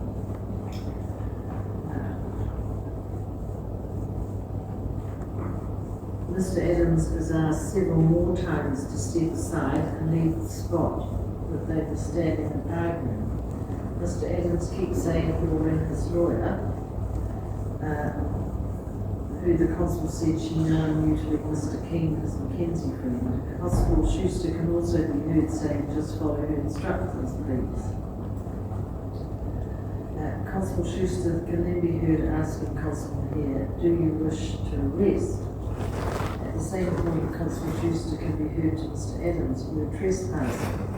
If you don't leave this building right now, you're under arrest. Mr. Adams can be heard saying, arrest me. Yous will get done in court. You obviously do not watch Kiwi orders. I'm ringing Mark, my lawyer. Constable here then states that she was arresting Mr. Adams for trespass, and Mr. Adams is shown on the video repeatedly still refusing to listen to any instructions, saying, no, I'm not, to being repeatedly told that he was trespassing. There's no issue that an airport falls under the definition of place, and that there's further New Zealand authority that shows trespass can be committed at an airport as it's a place for the purposes of section 3, subsection 1 of the Trespass Act. So, in my view, there'd be no issue that Auckland Airport domestic terminals can be defined as a place. The evidence also clearly shows that the constables have delegated authority to act on behalf of the airport to issue trespass when necessary. As Constable here stated, the authority to act pursuant to section 56 of the Crimes Act and the 1961 Trespass Act 1980. Section 56 of the Crimes Act states everyone in peaceable possession of any land or building and everyone lawfully assisting him or her or acting by his or her authority is justified in using reasonable force to prevent any person from trespassing on the land or building or remove him or her therefrom if he or she does not strike or do bodily harm to that person. I am satisfied beyond reasonable doubt that Mr. Adams is able to be trespassed at the airport and also that the police had delegated authority to trespass him. I acknowledge Mr. Adams' point that by the time the police arrived he was issued with a verbal trespass and then told he was being arrested, all occurred within a space of 2 to 3 minutes. But when the events that had taken place are looked at as a whole, including Mr. Adams' aggravating behaviour that had already occurred prior to the arrival of the police, together with the degree of resistance Mr. Adams was demonstrating towards the police.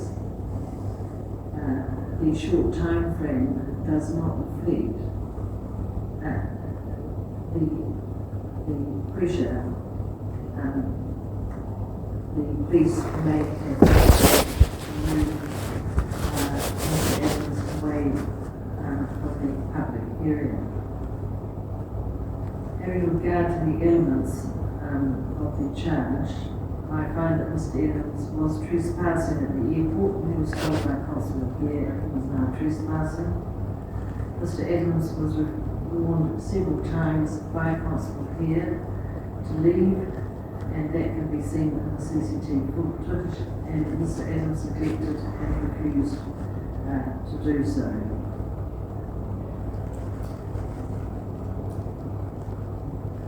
During cross-examination of Mr. Adams by Mr. Bell, it became clear that Mr. Evans had no cause or reason to believe it was necessary for him to stay at the airport for his own or someone else's protection, for any emergency, for property of his or some other person. He was asked, you were told you were trespassing again, and then you were told you were under arrest for trespass. Do you accept that? Mr. Evans' response, I guess that's the way it works. Mr. Bell, at this point it wasn't necessary for you to remain there for your own protection, was it? Mr. Evans, what do you mean by that? Mr. Bell, you didn't need to remain in the airport after being trespassed for your safety concerns. Mr. Evans, as in I don't understand what you are. Mr. Bell, did you have any safety concerns at this point when you were told you trespassed? That meant you needed to remain. Mr. Evans, safety concerns as in Mr. Bell about yourself. Mr. Evans, regards to what? Mr. Bell, did you have, when you were told you trespassed, did you have any safety concerns that meant you had to remain at the airport? Mr. Evans, for my family, sorry, I just don't know what. I don't know what you're implying this for. Mr. Bell, you've been trespassed. You've been asked to leave. Do you accept that on the video? Mr. Evans, well, just very late if I leave. Mr. Bell, the video you just watched. Mr. Evans, okay, yeah. Mr. Bell, we can rewatch it if you like. Mr. Evans, all right. So the video was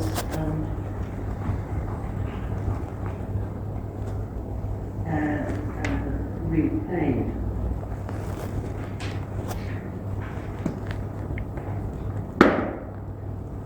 Mr. Evans maintained that he couldn't see any clear direction here, and after getting shoved around, and that it was just the moment happened so fast, like I wanted to get to fast. Mr. Bell said, so you accept that your only concern at that point was to get across? Mr. Evans, correct. It was clear to me at this point that Mr. Evans thought he was entitled to have the right to stay at the airport due to the mistake of all underlying fact. And I find this case as analogous to the case at Sheffield, and that Mr. Evans argued that he was entitled to stay until information about trespassing was supplied and he was given better service from Jetstar. It was clear to me that Mr. Evans was mistaken as to his legal rights in this situation, but he was under no genuine mistake about the facts. Therefore, the common law defence of honest belief does not apply. The moment the trespass notice was issued, Mr. Evans had to leave the premises and he did not do so. And for those reasons, I'm satisfied beyond reasonable doubt that this charge is frivolous.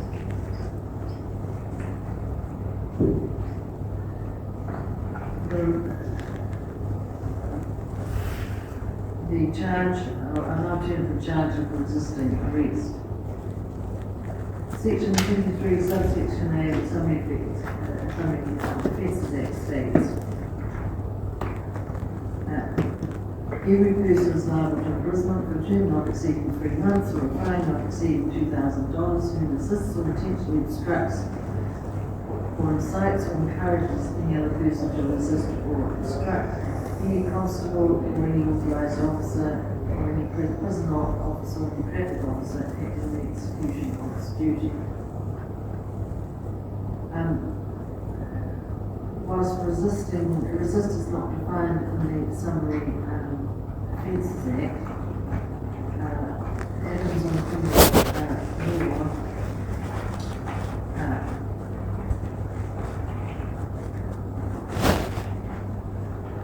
states that although any resistance is most likely to also amount to obstruction, the term resist invariably requires some degree of force on behalf of the offender, such as the physical reaction to being resisted.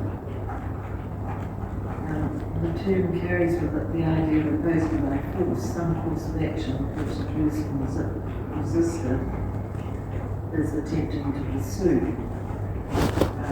need not amount to assault, clinging to an object to prevent an officer removing the defendant from suffice. With regard to the execution of duty, Adams on common law states that it does not require the constable's execution of duty to be instructed. It requires a constable who is in the execution of his or her duties to be intentionally instructed.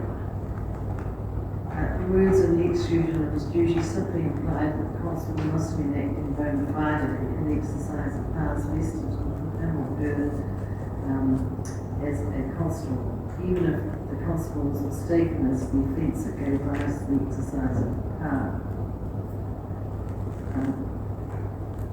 Mens rea is necessary to all ingredients of this offence, which means the defendant must have shown to have intended to impose what the constable was doing. And similar to trespass, the honestly held belief must be in a state of fact, not wrong. So, to establish this charge, the prosecution must prove 6 essential elements. First of all, the constable here is a constable, that is a police constable. That Mr. Adams knew she was a police officer. The constable here was acting in the execution of her duty. That Mr. Adams knew constable here was acting in the execution of her duty. That Mr. Adams in fact resisted constable duty, care in the execution of his duty, and that Mr. Adams intended to resist her in the execution of her duty. The evidence relevant to this charge was from Ms. Southern, Mr. McIndoe, Constable Schuster, and Constable Hare.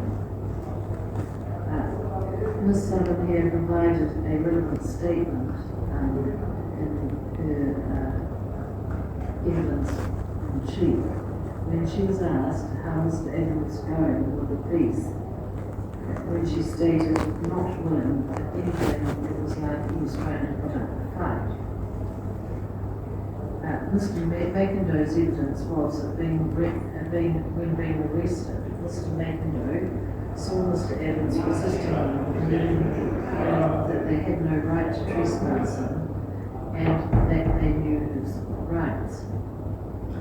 In particular, Mr. McIndoe describes Mr. Adams eventually handing the phone over to another female, who he instructed to continue filming him as the struggle to arrest him continued outside of the terminal, as seen in the footage.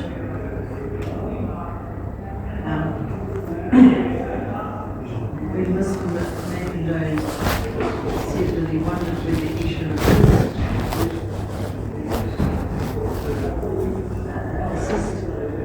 or not, but a colleague had told him he could not. He was asked by Mr. Bell why he thought he should assist, and his response was, the police just appeared to be struggling so much to get the other handcuff on. I guess I was also scared what could happen if the male was able to break loose at any stage and get away.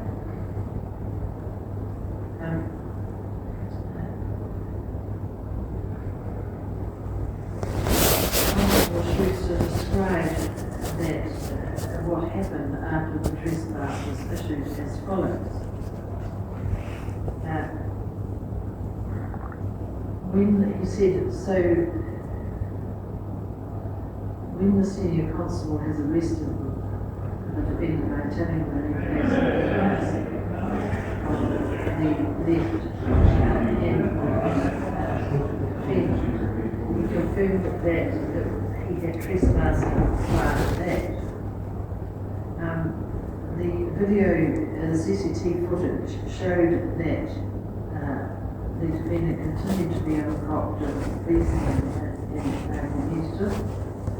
And as the video proceeds, as Mr. Bell said in his examination, he believes that Mr. Adams began resisting arrest by his actions that followed on the CCTV. Mr. Schuster confirmed that the defendant's wife was present at that time, and he was aware of who she was. Mr. Schuster described Mr. Adams was resisting right there, and as a result, because there was a lot of people in the domestic terminal, they proceeded to move into that other area. Mr. Schuster meant by resisting basically getting a handgun behind his back and basically pushing the constable here around. She is a small body officer.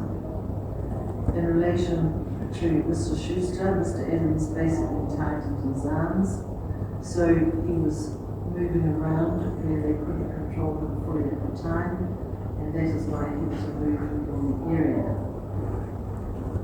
Again, with reference to the CCT footage, Mr. Schuster said that he was attempting to basically restrain him at the time to make sure that things did not escalate to physical aggression where someone gets hurt. And when he had Mr. Schuster was holding the defendant's arm, Mr. Schuster said basically if Mr. Evans had cooperated at the time, the usual practice was to get both hands cuffed behind his back. He described the defendant as quite a strong man, and because he was tightening his arms and also moving around, it wasn't an appropriate place at the time to actually do that. Because if it continued, things would have got a bit messy in the area. So his opinion was to be removed. Eventually, Mr. Adams was taken outside the terminal. He continued to resist arrest, as seen on the video footage that continued to be taken by his wife, and also the CCTV footage was stopped. Finally, after the handcuffs had been placed on him, Mr. Adams was placed in the vehicle and taken to the Auckland Airport station.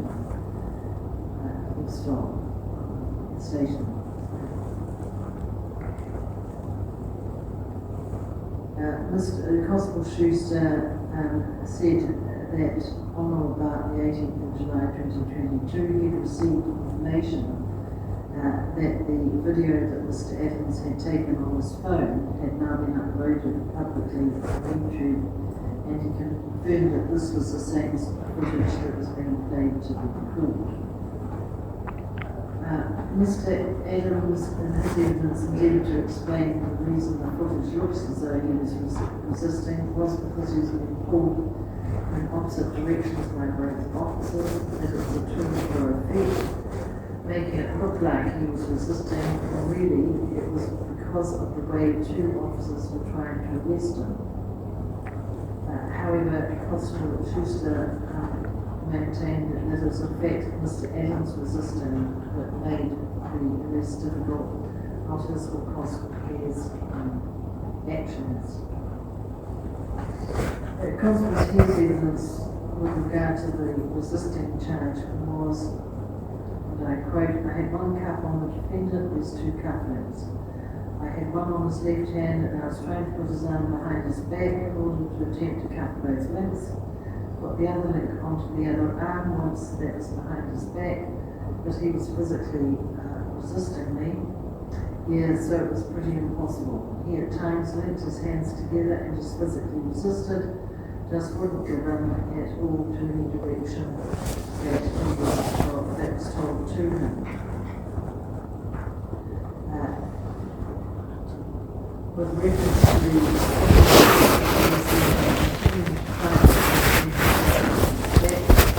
holding on with the class, which was required to go on the other arm, so I'm holding it with all my might and he's really fighting it. I had concerns when I let it go that it would become a weapon. I didn't know what his demeanour here, that's another part of the training, but you never let the other half of the handcuff go if it's not attached to the person because it can be filmed around. The video footage continued to be shown, and she was asked had she managed there to get both hands clasped behind the back.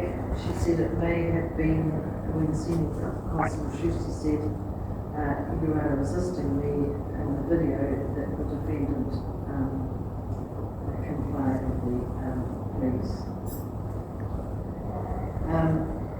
The footage, vintage footage was continued to be shown to Constable here during Mr. Bell's questioning.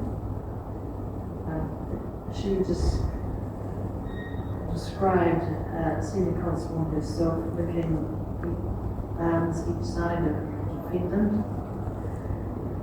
But as could be seen on the video, he was looking at her and he was, whatever he was saying probably was right, he was just kind of doing a bodily jolt, which has jerked me forwards and slightly around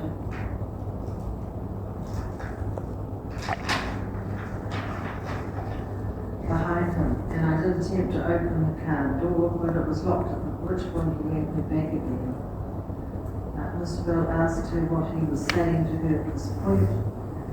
She said, yeah, all the way, I was pretty sure he was talking about his rights, and I can't really recall from then on.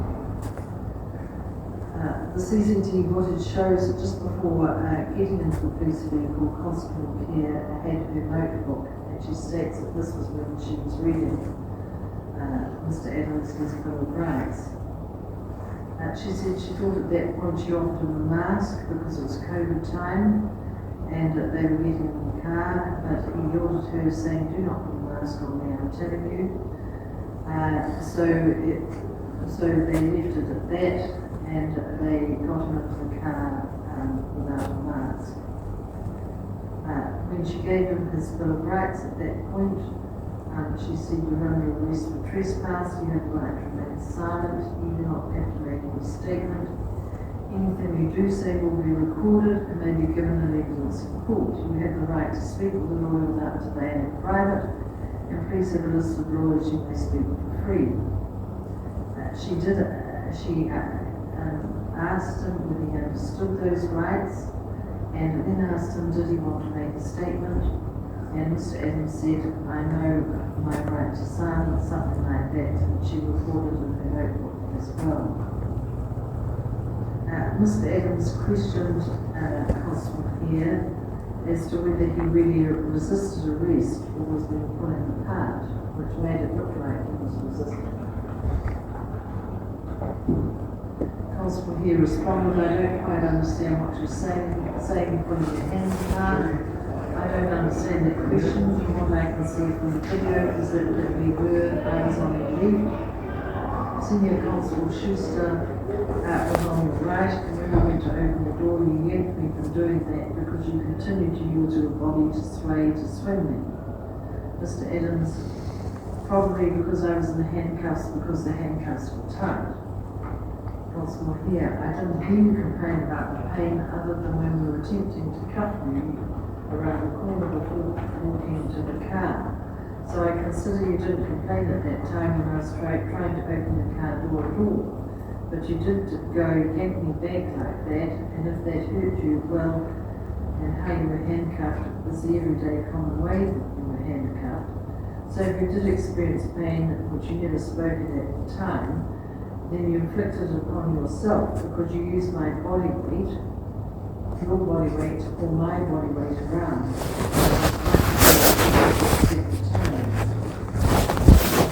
There was also a question as to whether the Constable had read his Bill of Rights or not. Mr. Adams said, you say you attempted to read me my rights when I was saying, who are you? Where is that shown on the video? Constable here, and you yelling at me, sorry. Mr. Adams, should I state the question again? Constable here, where's that shown in the video? Mr. Adams, you say you attempted to read me my rights when I was saying, who are you? Where is that shown on the video? You attempting to read my rights. Constable here, yes, I recall I was verbally trying to tell you your rights. I did not read them because I would have to get my notebook and read them out from our 8-1. Now, I recall trying to recite them to you, but that's when you yelled at me, who are you, who are you? So that would have been on the recording, they're trying to cite me to me. I think I don't know if it's on the recording, but I remember people trying to say them to me at that time. Footage was then played. Mr. Adams asked it to be stopped at a certain point because of the indication you were trying to read my rights in that part of the video. Constable here, I can't hear what I'm saying to you because you're yelling over the top of me. So I can't tell you, but I recall Mr. Adams, so there is no attempt to read my rights. Constable here, I recall I did attempt to tell you your rights and advise you of your rights. Mr. Adams, yep, you could hear my wife speaking. If you attempted to read my rights, it would have been picked up on the footage. Constable here said that I don't know. My observations of the footage is about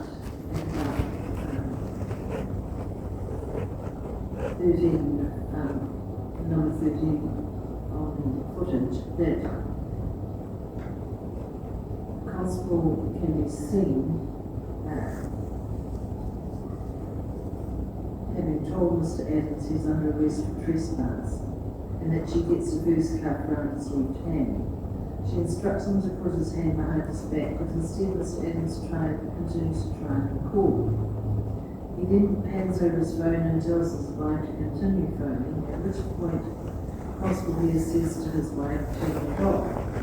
Mr. Adams becomes more aggressive at that point when he believes Constable here has touched his wife and begins to say, "Do not touch my wife, do not touch her," repeatedly. Mr. Adams is being repeatedly told to put his hands behind his back by Constable here. He has then walked out of the terminal with Constable Schuster on his right and Constable here on his left. The second cuff is still not being put on. However, he walks with them out of the building and repeatedly says, "Unlawful arrest." When they get out of the building, you can hear Constable here saying, "You have the right to." But then that is cut off by Mr. Adams saying, "I saw why they arrested me."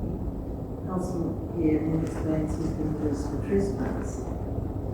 After being told by Constable here that he was asked to leave, Mr. Adams replies, "By who?" Constable here replies, "By me." Mr. Adams then becomes to aggressively say, "And who are you?" You can hear Constable here trying to read in his Bill of Rights in between all of this too, but she's not able to complete it because Mr. Adams keeps continuing to yell and resist them. It is clearly visible that Constable here is trying to put his hand behind his back, and he is not allowing him to. Mr. Adams starts to say they're hurting his hand. After Mr. Adams pulls Constable here to one side, as he is clearly overbearing him, Constable here again asks to put his hand behind his back, and he replies, "No." The entire time you can clearly see on the CCTV that Constable here is struggling while Constable Schuster is trying to hold his right arm steady. Eventually, even Constable Schuster says to Mr. Adams, "You've just resisted." After a struggle, they manage to use his hands behind his back and get the cuff onto him.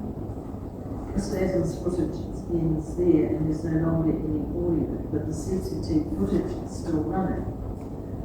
And at around 15:20, it's clear, even as they're walking towards the police car, Mr. Adams is tugging Constable here around due to her significantly smaller size and speaking aggressively to her. They eventually manage to get the car door open, and Mr. Adams appears to be a lot more still by this point as Constable Schuster holds on and Constable here starts to move things around in the back seat.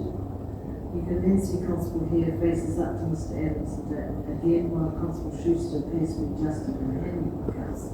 She gets out her notebook and appears to be saying something, but Mr. Adams can be seen continuously talking over her at this entire time, appearing as if he's not listening to anything she was saying, and as I said, rather trying to talk over her.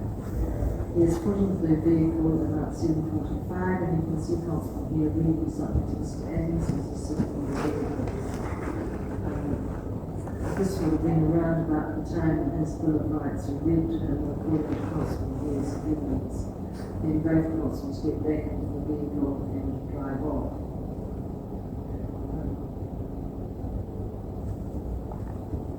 Getting now to the charge, I'm satisfied that the prosecution clearly proved beyond reasonable doubt that Constable Hill is a police officer when she gave her credentials under oath.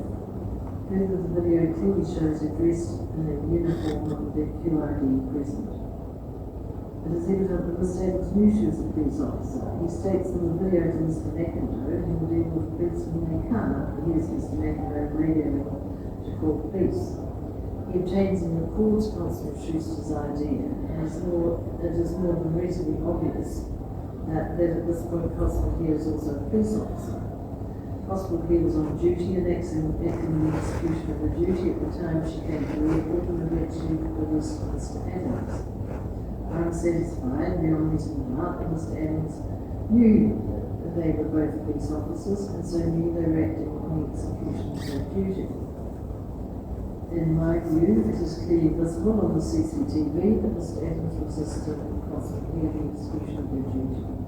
This is confirmed by new evidence, which I've accepted, as I've accepted Mr. McIndoe's, Constable Schuster's, and also Miss Sarvia, who said she could clearly see Mr. Adams resisting when she was recording through the CCTV system. In contrast, Mr. Adams says it appears as if he was resisting only because he was being pulled in opposite directions. However, I do not find this a credible statement based on the evidence that I have referred to. I am satisfied beyond reasonable doubt that Mr. Adams did intend to resist Constable Hill in the execution of her duty.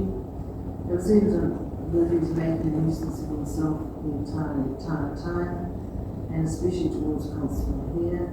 He intentionally tried to make her job harder, and his intention is clear from his aggressive behaviour, both physical and verbal. I found Constable Hill, as I had Constable Schuster and Mr. Sarvia, as being and Mr. McIndoe as being honest and credible witnesses. I do not accept Mr. Adams's evidence. I did not find him to be either honest or credible.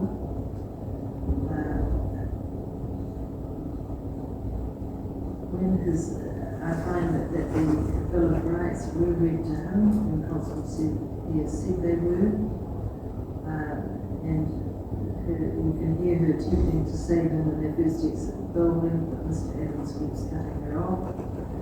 She's again reading something from the notebook when she and Mr. Adams got into the vehicle, which would have been the time when she would have finally had an opportunity to try again to read his rights to him. Given his continuous abusive behaviour, I find this charge having been proven beyond reasonable doubt. As an addendum, I do wish to say that during the course of the hearing, Mr. Adams did show regret for his actions of behaviour when he spoke in the court. He acknowledged he was carried away with emotion, and in hindsight he should have behaved differently. He seemed genuinely regretful of his actions. He of course is entitled to deny the charges, but upon a close and thorough examination of the facts and the evidence that's evident to me that all three charges have been proven beyond reasonable doubt. Found Mr. Adams guilty on all three charges. So the issue now, Mr. Bell is, and Mr. Adams is penalty sentencing. And in my view, you can do that today, it would be sensible. Yes, you're right. One point would be just as prior to when the hearing was scheduled in Marco a few weeks ago, file memorandum second officer, discharge contribution. Copy here if you like. Get the copy here.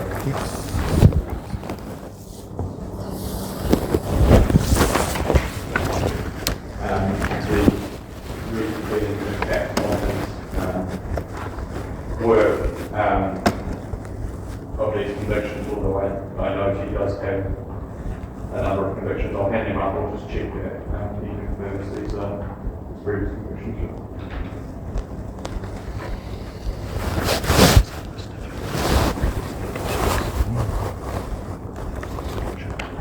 Preclusions are your stop and he's already been found guilty of one from the rest of the past that should have preclusion of your stop or he's already been found guilty of one of his previous things they shouldn't get to play with this, should they? Well, the previous convictions are handed up. Yep.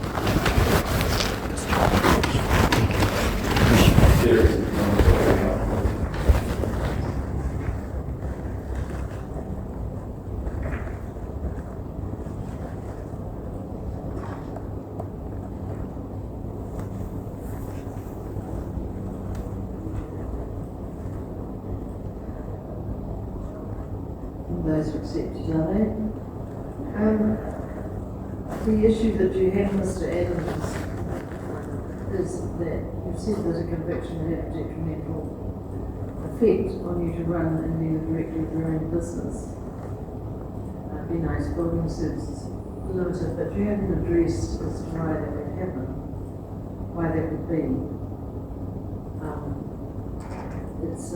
There's no evidence as to what that effect would be, why it would affect your ability to remain a director and run this business, given as recently as May 2022 you were convicted of contraband protection order, and you had a criminal history containing serious violence, including friendly violence.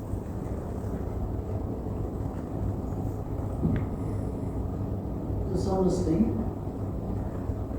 and a previous conviction for obstructing a hindering offence, that sentence back in 2006. But you were convicted of sentenced to imprisonment for resisting police in 2018. You also respected assault with intent to injure. So, to consider a discharge pursuant to Section 106. Obviously, I have to be satisfied that the direct and indirect consequences outweigh the gravity of the offender. And there are a number of steps that you have to take, and one includes providing the court with evidence as to what you say is the detrimental effect. I don't have any evidence. I just have an affidavit that makes a statement. And then once I've identified the gravity of the offence, it's the seriousness of it, and then related it to your, which would include your previous convictions, because they're relevant. And then ascertain what the indirect and indirect consequences are, which I can't do on the basis of that affidavit. I then have to exercise my discretion as to whether or not you should be discharged. Unfortunately, your application doesn't really get you past, get you into the, it's not sufficient to progress the matter. So I don't know what Mr. Bell's attitude is as to parenting, and whether it's appropriate to make the application for presenting for himself, which will give the opportunity to provide it, and put it on to a sentencing date. Yes, the question being why these convictions would impact his work beyond, as your Honour's identified, as other convictions. Yeah. mean, you know, it would show that these convictions would have a detrimental effect on the business. And some of it's what I would call a substantial criminal history. And it's a versatile one because it's family violence, you know. I've gone through the conviction history.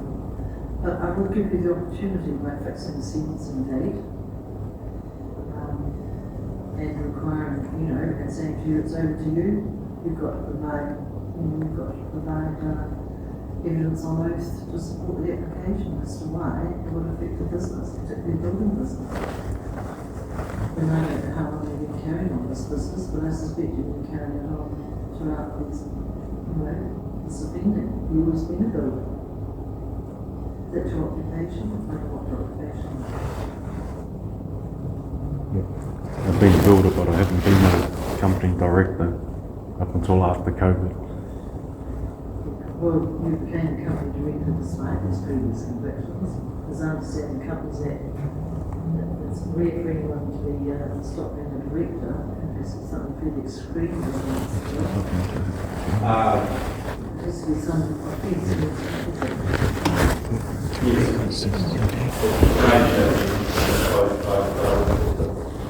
the previous convictions as quite a lot more serious than these ones. So yes. That being the question as to why these ones would affect you.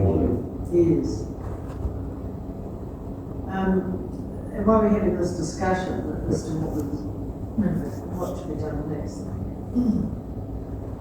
I'm happy to ask Mr. Bell to indicate what the prosecution would be seeking in respect to this amendment. One of them is finable only. Yes, the offence behaviour is finable only.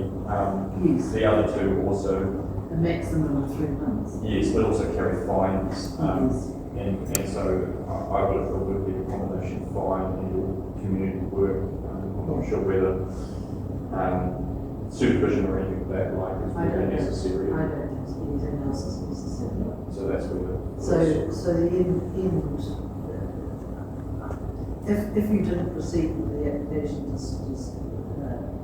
with a discharge from conviction, after just hearing from you, I would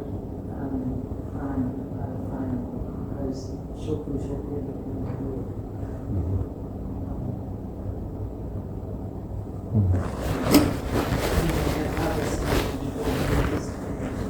I mean, there are other options such as a conviction and discharge, or to be convicted and all come up the sentence of court bond, which is like a good behaviour bond. But, you know, this is a different type of offending to what you've been convicted of before. You've previously been convicted of the Trespass Act.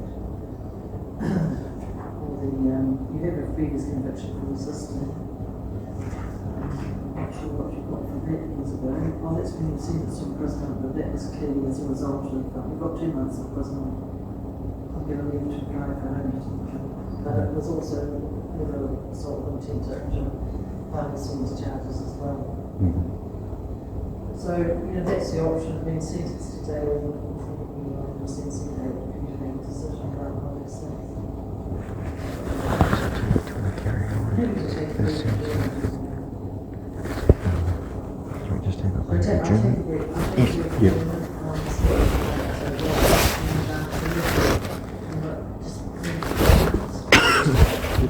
Thank you. Thank you, Your Honour. Hey, did you have questions about that? I think we just go ahead and get the sentencing done today. No point wasting any more of the court's time. Yeah, I mean the point I was trying to make was that would be the argument you'd have to mount for 106. Yeah, we're under the belief that because he was, you can't be a director of a company with criminal convictions, but clearly he can because he already has them. So, yeah.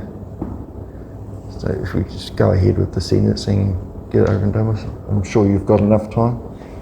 I'm dealing with your with one of your other friends too, Henry Steele. Oh yeah. In Auckland District Court. We're there next week with a 4-day trial with another mate I'm helping out. So. No, I'm there literally just to keep him calm though, because he tends to fly off the handle unless I'm there. I have a calming effect on him. Oh, that's good. Is that a jury trial? Yeah, jury trial, yeah, next week. What are the charges?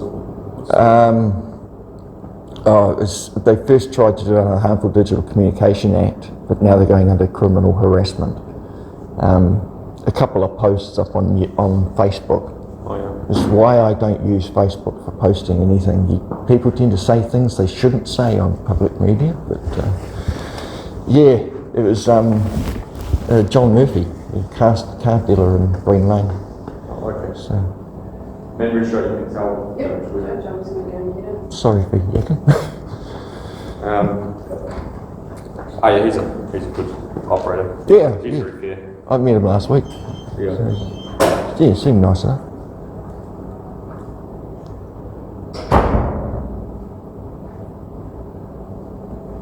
So do you obviously keep quite busy sort of amongst the... I'm always various getting courts and contacted stuff? left, right and centre from various people. Do you sort of do it full time, or you sort of balance work for something else as well? No, it's just what I do as a hobby. Yeah.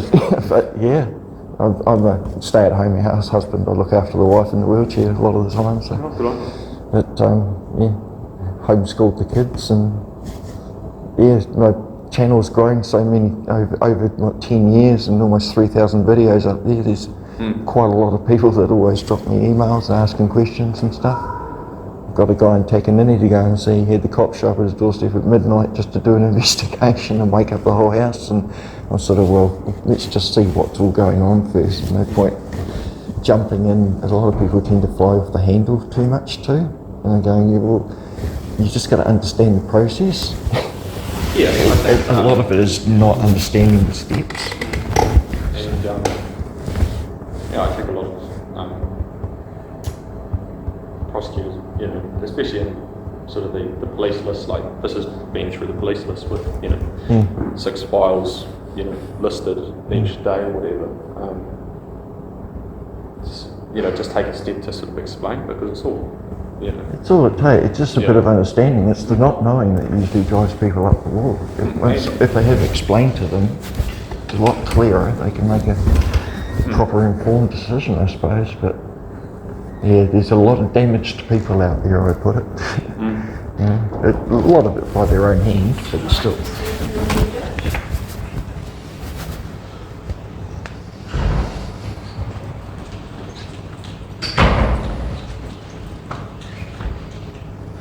Sit down.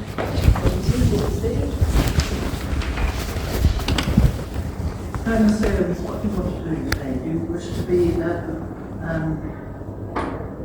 sentencing to be adjourned to another date? No. Allow you to pursue your Section 106 application? Or, you know, make further submissions as to sentence? No, we'll go for sentencing. Today. Your Honour. Sentence today? Yes, please. Right. Should we just hear from Mr. Bell as to why he thinks it's really good for their say what the police are saying we should be sentenced to, and then I'll ask you to make your submissions.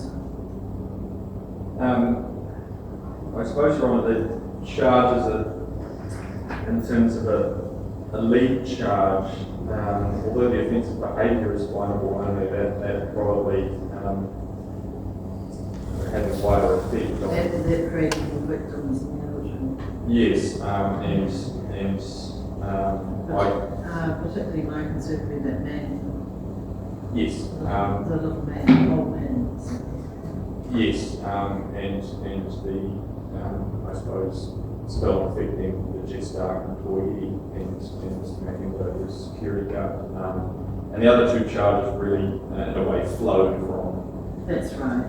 That behaviour. And are sort of intertwined with the Yes, the resisting, albeit physical, was probably not at the higher end of some of the behaviour that's in the typical resisting charges, and likewise the trespass was a public space, an airport, as opposed to say a house or private dwelling. So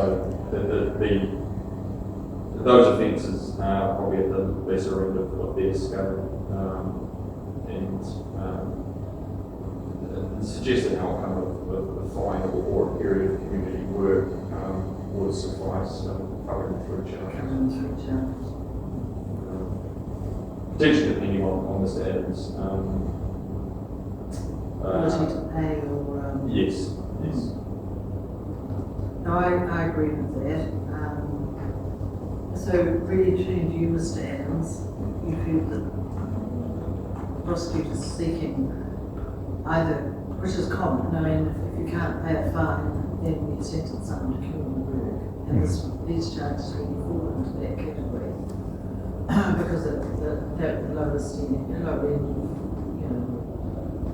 in terms of seriousness.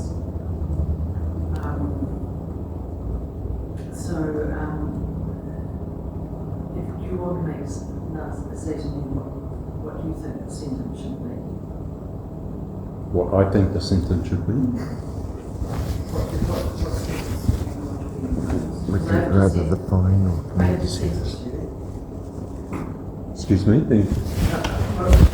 And now you want to be sentenced today, so we're going to go ahead with Right. it. So, Okay. and you can say what you want about Mr. Bell's submissions. If you don't agree with them, say so. If you think you should receive another sentence, then you should say so. I mean, on any view, this can't proceed because it. Yep, understandable. Yep. Based on just says that you want one. Right.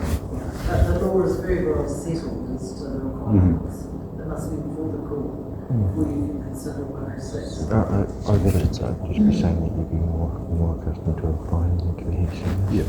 You can get around. Yep. Be more accustomed to a fine, Your Honour, rather than community service. Just that the community service probably impede on my working ability. Yep. Thanks.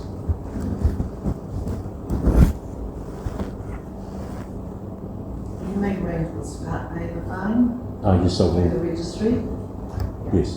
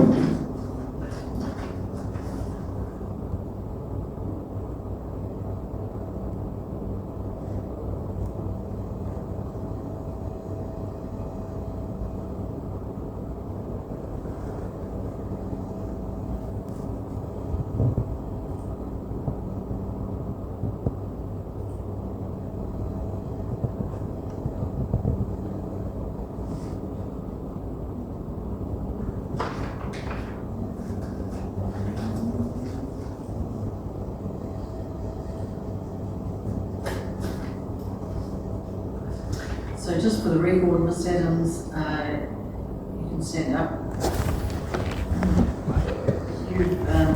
Following a defendant hearing, you have been convicted of 3 charges all arising on the 16th of July. The first is behaving in a disorderly manner, and it's is indicated by the prosecutor that is really the most serious charge when one looks at the evidence.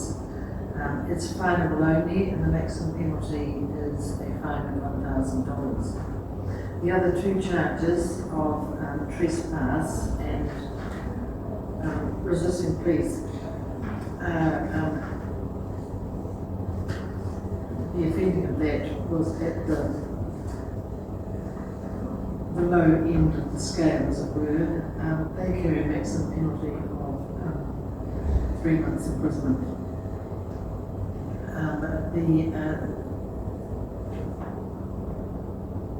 Especially the prosecutor, they can deal with either by way of fine or community work.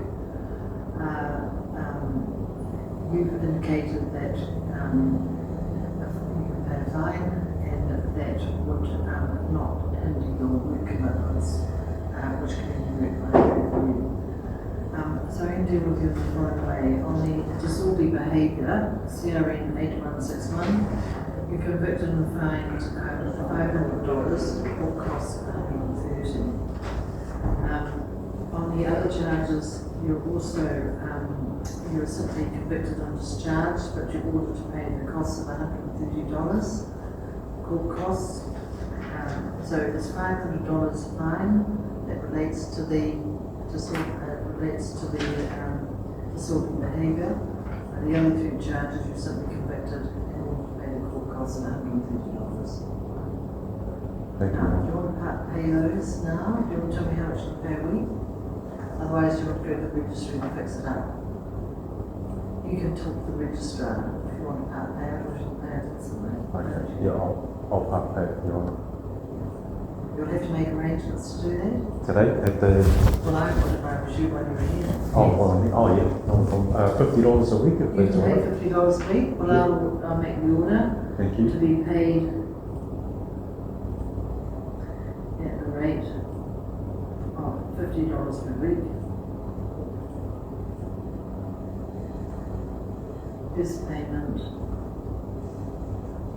1 week from today. Just confirm the total. You can do that? Yeah. Sorry, what was the total, Your Honour? So the total fine is $500. Yes. And that relates to the disorderly charge. Yep. The other two charges, you're simply convicted in order to pay the court costs, $130 on each. Okay, thank you. So You've got that- three lots of $130 to pay for the court costs, and you're going to find $500. So $890 in total. Well, you have no right to speak to me when you're fired. My apologies. So I don't know what the problem is. If you tell me what the problem is. Oh no, I just wanted to know the total. So it's So six. the fine itself is $500. Yes.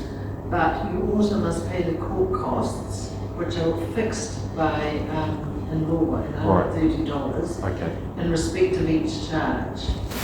So that's an extra $130, which is the usual payment when someone's fined. They also pay the court costs. Yeah.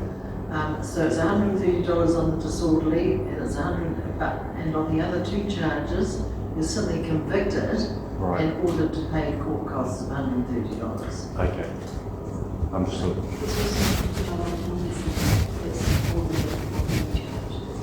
I don't make that order. No, there is a $50 offender levy apparently.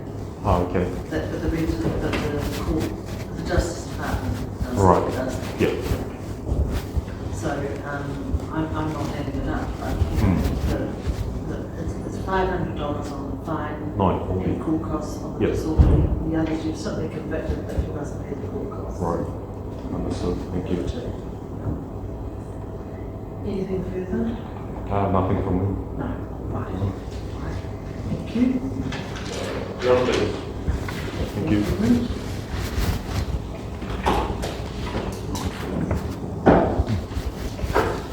How do you stay? Just report stay.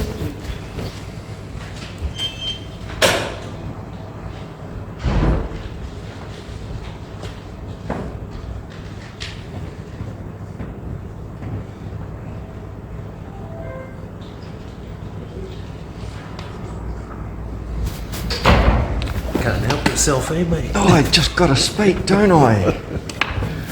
That's all right. I'll deal with you separately. Thanks, mate. Have a good weekend. All the best. Always a pleasure, Harry. See you, buddy. See you, mate. Have a good day. We will be contacted by mental health professionals in the following days. I look forward to catching up with you next time. All the best.